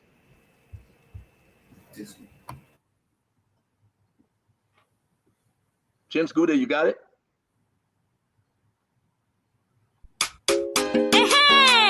You call yourself baboon. You say monkey makanda so you can go there. Now everything I get from west to west up. Now we human being, we want human being because human being can take care of human being. Baboon, you're not able to take care of that wakayebo. You're not able to lead the land at wakayebo. Usoja baboon kanda, corrupt baboon kanda, nati yo. Baboon kanda nati yo, baboon eh. Usoja baboon kanda, wicked baboon kanda, corrupt baboon kanda. Once upon a time in the jungle, there lived so many animals mixed with human beings. During the days, the village was so peaceful. Everywhere that you go, everyone used to jolly and take their pay on time. After they realized everything was good, Baboon came one day and say he won't become president. Majority of the youth went behind Baboon, and few people went behind Wakai. The headers of the time made a great mistake by even allowing Baboon to run for president. The citizens of the jungle were not satisfied, but for peace sake, they say like a Baboon some time.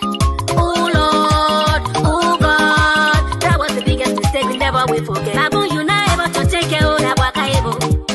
You're not able to boss around that wakayebo. Usoja Baboon come, Baboon come, Baboon come, yeah, Baboon come, Baboon kanda nati yo. Baboon kanda nati yo, Baboon eh. Usoja Baboon kanda, wicked Baboon kanda, yellow Baboon kanda. Baboon chop chop chop, Baboon can I get tired? Baboon chop chop yo, Baboon can I get tired? Baboon chop chop chop, Baboon can I get tired? Baboon chop chop yo, Baboon can I get tired? 25 billion, he chop it, 60 billion, he chop it. That one he want shiny, why the other masses are dying? That one he want shiny, why the other masses are dying? Where give the lama, where I go Peter, where Paten Wiswa, where Matthew Innes, where Bambutu, where the three brothers, the whole country that's also cooking, they cooking, 100 million cooking. Baboon can dance, and the people crying too much of your name. Baboon can dance, and the people crying too much of your name. Too much killing, they are system. When I want to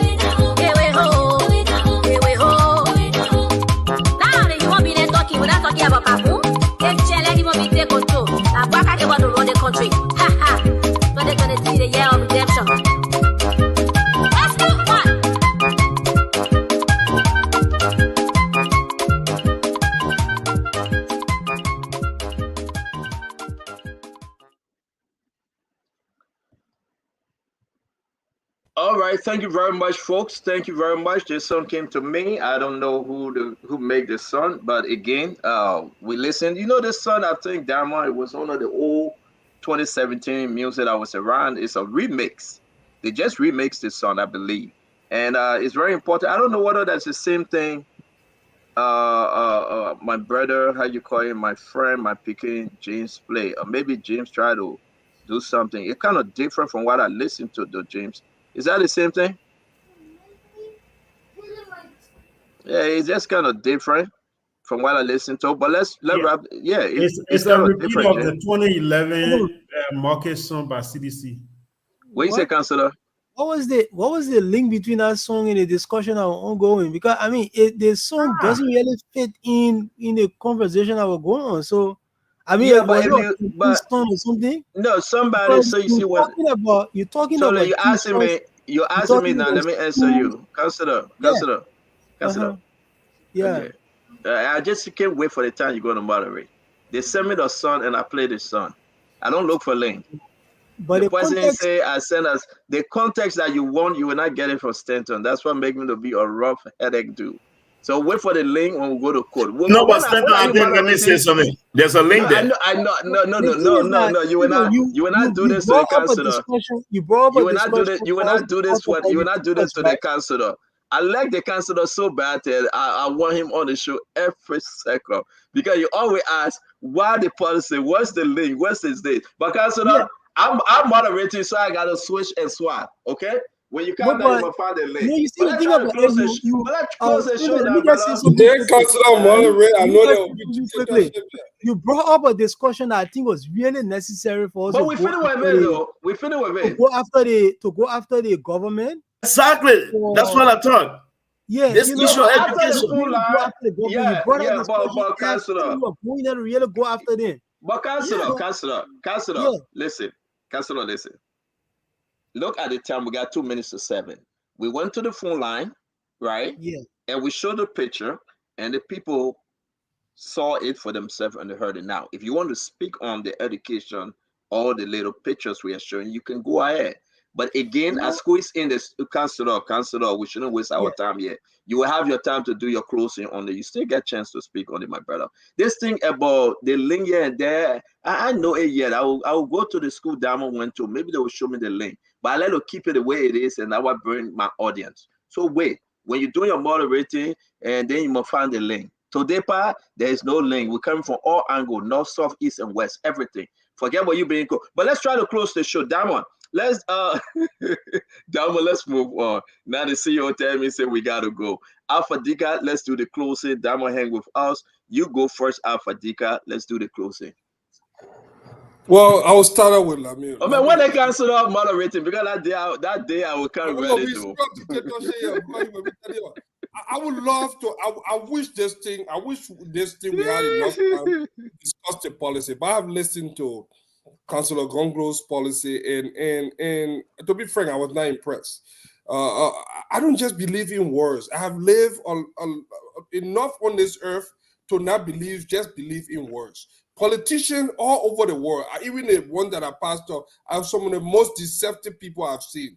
They will say whatever they can do. If you want to impress me, show me something that you have done before. When I look at the councillor and look at his track record or winning cases and things that he have done in that direction, I like the fact that he's a poor man lawyer. I like the fact that he noted for that. But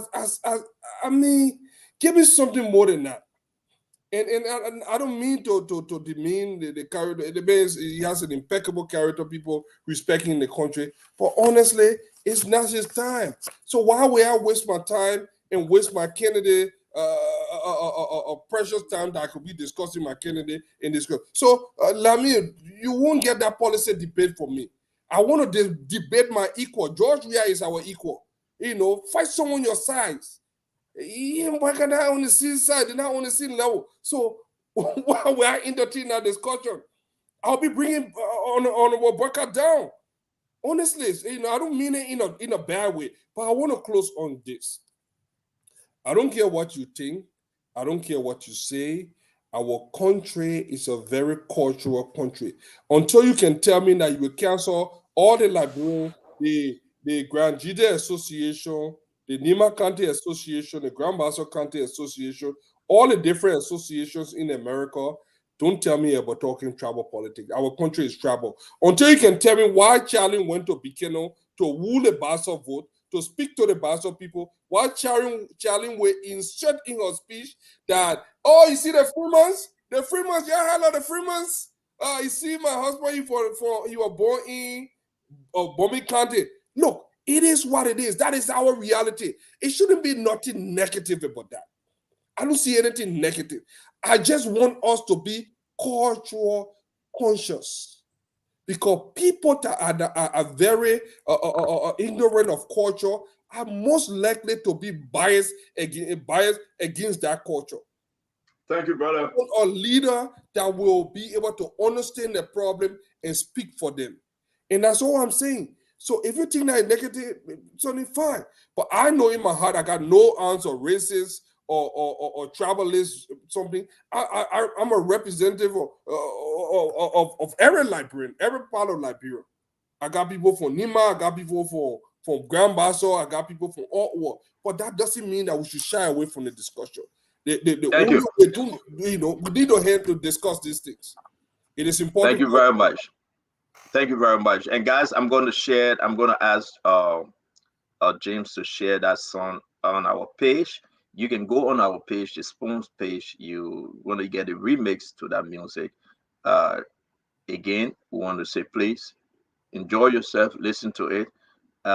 Councilor Paco, if you want it, we can share with you. If there's no link, that's okay. I'm sorry. But I want to be WhatsApp. Let's go to yeah, the son is in the chat room. Let's go to Josh Loba. I'll make the counselor to take us home. So, folks, go on our page. James going to share this song, and you can listen to it. It's a beautiful, a very beautiful song there. All right, listen to it. Go ahead, Mr. Lobo. First and foremost, I want to say thanks to my fellow panelists. Counselor is my first time. My good friend including you, Stanton, and Eugene that came on, every other person, Daniel in studio, and James. I wanted to bring something to your attention. I listened to Damon, and Damon, I just thought it was that I would leave no stone unturned as I walk away. Even if you say the school problem go back to the previous government, Damon honored the UP government of Madam Salif and Joseph Numa Boakai. Over 200 public schools, some were constructed, renovated. We understood the enormous amount of challenges we had to deal with when we took over Liberia in 2006. The question here today that many Liberians are asking is that we gave the country to George Weah. What we wanted to see was the progress made after the ones we renovated, the ones we built. For example, the GWPS in high school in Ganta.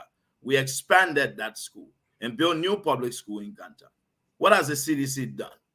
We understand there were problems. We inherited Liberia in its worst situation. That is why, Stanton, I always say, we look forward to coming here to discussing the government and its performance, because it's important that we catalog what was given to the CDC and what has been done to improve it. And when we came to power, Stanton, a nurse was making $15 US. When we gave the country to President George Weah in January of 2018, that registered nurse, depending on her location, made $275 US with 14,000 Liberian dollars. Today, she makes less than $170 and can barely get it on time. A teacher in Grand Cape County, when we left power, was making 60,000 Liberian dollars. Today, after harmonization, they make less than 35,000. More people live in abject poverty today. When we took over the country, Stanton, the national poverty rate of Liberia was at 68.0%. When we gave the country to President Weah and his CDC, it was at 50.4%, Councillor. By 2019, it was at 55.5%. So what we want to do, we want to have these conversations. What we want to hear is what has been done, what has improved. But I say to you, Liberians, as I leave tonight, Stanton, the song you play is clear. I recall the song Monkey, Monkey, Calm Down. I think that's where that song came from. George Weah was a country giant. He told us to move on the road because he was going to transform the country. This is a man who they said every Liberian could see themselves in him. This is a man who everybody believed he was a reflection of the everyday Liberian young men's struggle. Sadly for them, you've seen the school pictures you show, Stanton. More Liberians today live in abject poverty. Many people are going to work making less than what they were making before. They can barely get it on time. Why? Corruption has been legalized under the government. Look, the Liberians need to understand. The sooner we get rid of the CDC, like the animals said in Animals Farm, that Mr. Jones must go. George Weah must go. And I say this again. Look, there has been no policy. The guys had no idea on what they were coming to do. That is why President George Weah, if you look at his educational policy, it was a joke. When people formulating policies, Stanton, evaluations are done, assessments are done. Public hearings are held to discuss these issues. Sadly for us, it looked like a few guys gathered one day under the cotton tree, under the sycamore tree. Happily for them, they say, let's go say free public university. And they want to run with it. How do you say free public university? You can't pay teachers. Students are out of school. They can't go to school. Lack of transportation. When you came to power, a gallon of gasoline was $3.50. Today it's at $700 and some more dollars. What has improved under the CDC? I listen to the government surrogates and renegades of the government talking about improvements. I'm looking forward to Stanton. Bring them on the show. Let's have these conversations.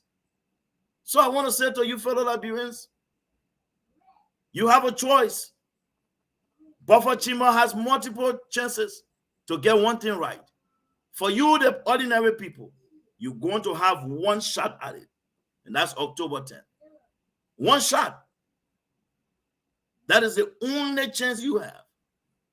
And the decision you make will change the course of your life. No one is saying the government will build Shanghai. We didn't expect George Weah to build Paris. But we expected President Weah to continue on the path of progress. Sadly for us, the man put the country in reverse, and he's in his studio recording songs. In the midst of extreme poverty, he abandons the country. Some of you are young people. Some of you have families. When was the last time you left your own family? The man left the country for over 40 days. He's out doing nothing. This is the only president in modern time who travels and brings nothing back. This is the only man. He is the least productive president on the continent of Africa, the last time I checked. President George Weah's inability to comprehend is another serious challenge for this man. He lives in a state of oblivion. They say students are hungry. The men show up to a park to celebrate. President Weah is a celebrator, that's true. The sooner we get rid of George Weah and bring and usher in a government, one that has an understanding and a real plan to addressing the fundamental problem facing the country and restore the dignity of our nation, the sooner we'll move our country forward. So as I leave tonight, I may not be here every day, but I want to thank you, Stanton, for the chance. And I look forward to some of these invitations so we can have this conversation. Councillor, it's nice being on the platform with you. I look forward to more of this engagement. Thank you.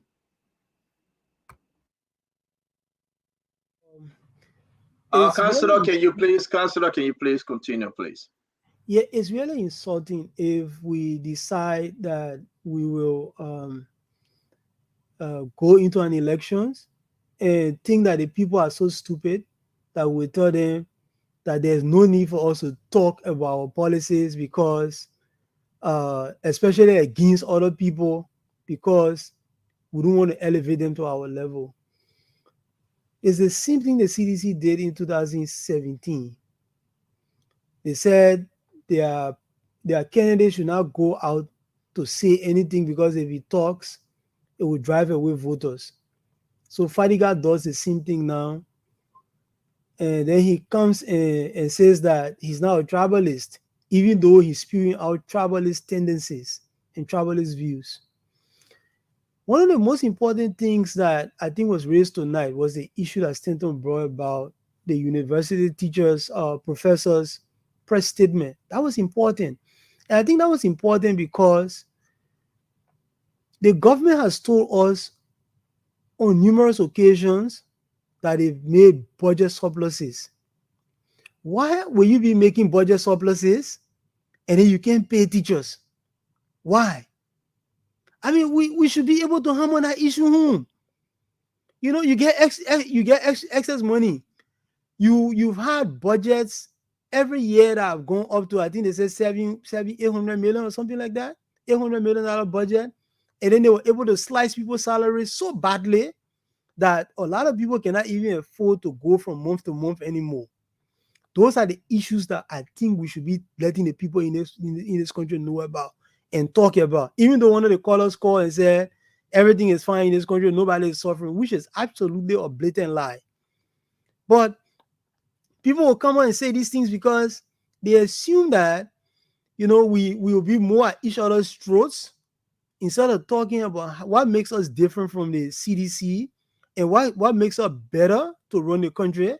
But we there focusing on whether somebody is a travelist or not, whether somebody can speak Basa or not speak Basa and stuff like that. I mean, that was one of the things. We had a perfect opportunity tonight to go after a bad policy that the CDC is implementing in this country. And we lost that opportunity because we decided to play a campaign song. I mean, I hope, So we can the entire show, the 3-minute campaign song, that I hope cover the Mr. entire Moderator, show. Mr. Hey, Moderator, you Councillor. told me not to interfere in when you were talking. You told me not to butt in. But Hey, we Councillor. had a Hey, good Councillor. opportunity. You brought us school buildings. You brought us school buildings that you showed. And I mean, even if you had taken that picture from another county and not Grand Creek County, it still says something about the people who are running the country. Go right here to Marshall. I got some pictures I will send to you. There's a school right here in Marshall. That school was built with these Firestone brick buildings, and now that school is abandoned right here in Marshall, not even far away from Monrovia, right in Marshall. That should not happen anywhere in the country. And if these guys have lost the public trust because of the way they're running the country, we have to focus on that. We have to talk about that day and night because we want the people in this country to make the best decision. And I will just close by telling Lobo, it's my first time encountering you on this show. And I think amongst the 3 UP panelists, you, Fadiga, and Eugene, I think you came up with flying colors. You try to focus on the issues, and I think you should do a workshop for these guys. Fadiga, you heard him, man. I don't need a workshop. You should the do a first thing, workshop I'm for these not guys, a UP partisan. so they can get away from the lazy arguments that they will not debate other people. Fadiga, Councillor, I really Fadiga, admire you, though. You know how to get out of your No, let me man's get it skin. right. I am not a UP wait, partisan. Lobo did. I mean, I'm not trying to pit you guys against each other, but when you can. He took it, and I think he did well. You ought to do the same thing instead of running away by saying I will not endorse. I will not give you that benefit. Don't run away by saying that you will not debate other people because you won't elevate them to your level. The other day you said the CDC people sold a bad product because they refused their men going to debate, getting involved in debates. And you said they sold a bad product to the Liberian people. You're only looking at one component of our electoral process. It is multidimensional. It's not only debate. There is also a relatability aspect. There is also a people aspect. There is also a cultural aspect. You don't win election with only one component. Let's forget about the unnecessary spewing of words. Let's forget about the unnecessary spewing of words. No, they're not Let's talk about the issues. Am I lying? Let's focus on the flaws of the. Let's focus on the flaws of the CDC. You don't want to focus on it, but I can focus on what you want to focus on. CDC. We will try focus to on the see flaws of how the we CDC. can move our country forward. I have always said it. The 800-pound gorilla in the room is the CDC. We should focus on it. But we can walk Why and chew don't you gum. focus on it? Why are you always trying to tear down other people? Now that if you can get trying to tear down other people, why not focus on the so-called 800-pound gorilla in the room? Why not do in that? my world, when I wake up in the morning, I see people constantly attacking my candidate, Ambassador Boyka. Maybe you don't see it. We don't live in the same world. The same thing too. Well, then we have to every do one of until you the people are last wrong. man. Hey, let me just close on this thing about that press statement that you guys issued. You saw a press comment. What you got to say about that? Let me just close on this issue. You do not have to threaten anybody with war crimes court in order to make your case. You do not have to do that. If you think Mr. Johnson is a murderer, there is absolutely no statute of limitation when it comes to committing murder. And pretty much every war crime is also a statutory crime under our laws. If you kill one person, that's murder. If you kill 10 people, it could be war crimes, it could be massacre. But you don't have to prosecute a person for killing 10 people. You can prosecute a person for killing one person and they will get the same sentence. So you don't need to make any threats. You don't have to do that. When you come to power, you don't need legislative assent in order to prosecute people who murder people in the country. Gather evidence, take it before the criminal Guys, court, we have to go. indict the man and put him on trial. We When you have to succeed in go. convicting, you will go to prison. So there is absolutely no need to be throwing these unnecessary jabs around. When we come to power, we will institute a special prosecutor. In order, do you need a special prosecutor to prosecute somebody for murdering another person? Go to the Ministry of Justice, tell the Solicitor General, you have evidence, indict the man and prosecute him. Even if he's a sitting senator, it doesn't mean that he cannot be prosecuted for committing a crime in the country. And I will stop there. Thank you very much. On that note, we want to say thank you very much, Councilor Lami Kpako. Going forward. Councilor Lami Kpako, want to say thank you. George Noble, good day, come back. Damas Slango, come back. Let's wrap this thing. We want to say thanks to our many followers, to the listening audience. We want to say again, George Noble, you're always welcome, man. It's good to have you. Damas Slango, again, thank you. Al Hassan Fadika, thanks a lot. Councilor Lami Kpako. I don't know. I don't know, but Fadika, please enjoy the dinner with whosoever and send us picture if you can. We'll be waiting. Please go live doing the dinner. Let me go Facebook live doing the dinner. We'll follow him. Go Facebook live. Go Facebook live. Go Facebook live with the dinner. Let's see. Let fries. Oh, this no, George Noble, you came late. We were saying our thing. The man said he went on a date. So what's wrong with like the councilor, go live like the councilor saying, and let's see who's who. You guys want to person you're going with. That person you're going with, maybe that person is a CPP, maybe that's a CPP leader you're going with. Maybe that one of the ANC leader you're going with. They will choke you. Go ahead. I bet you have a good night, man.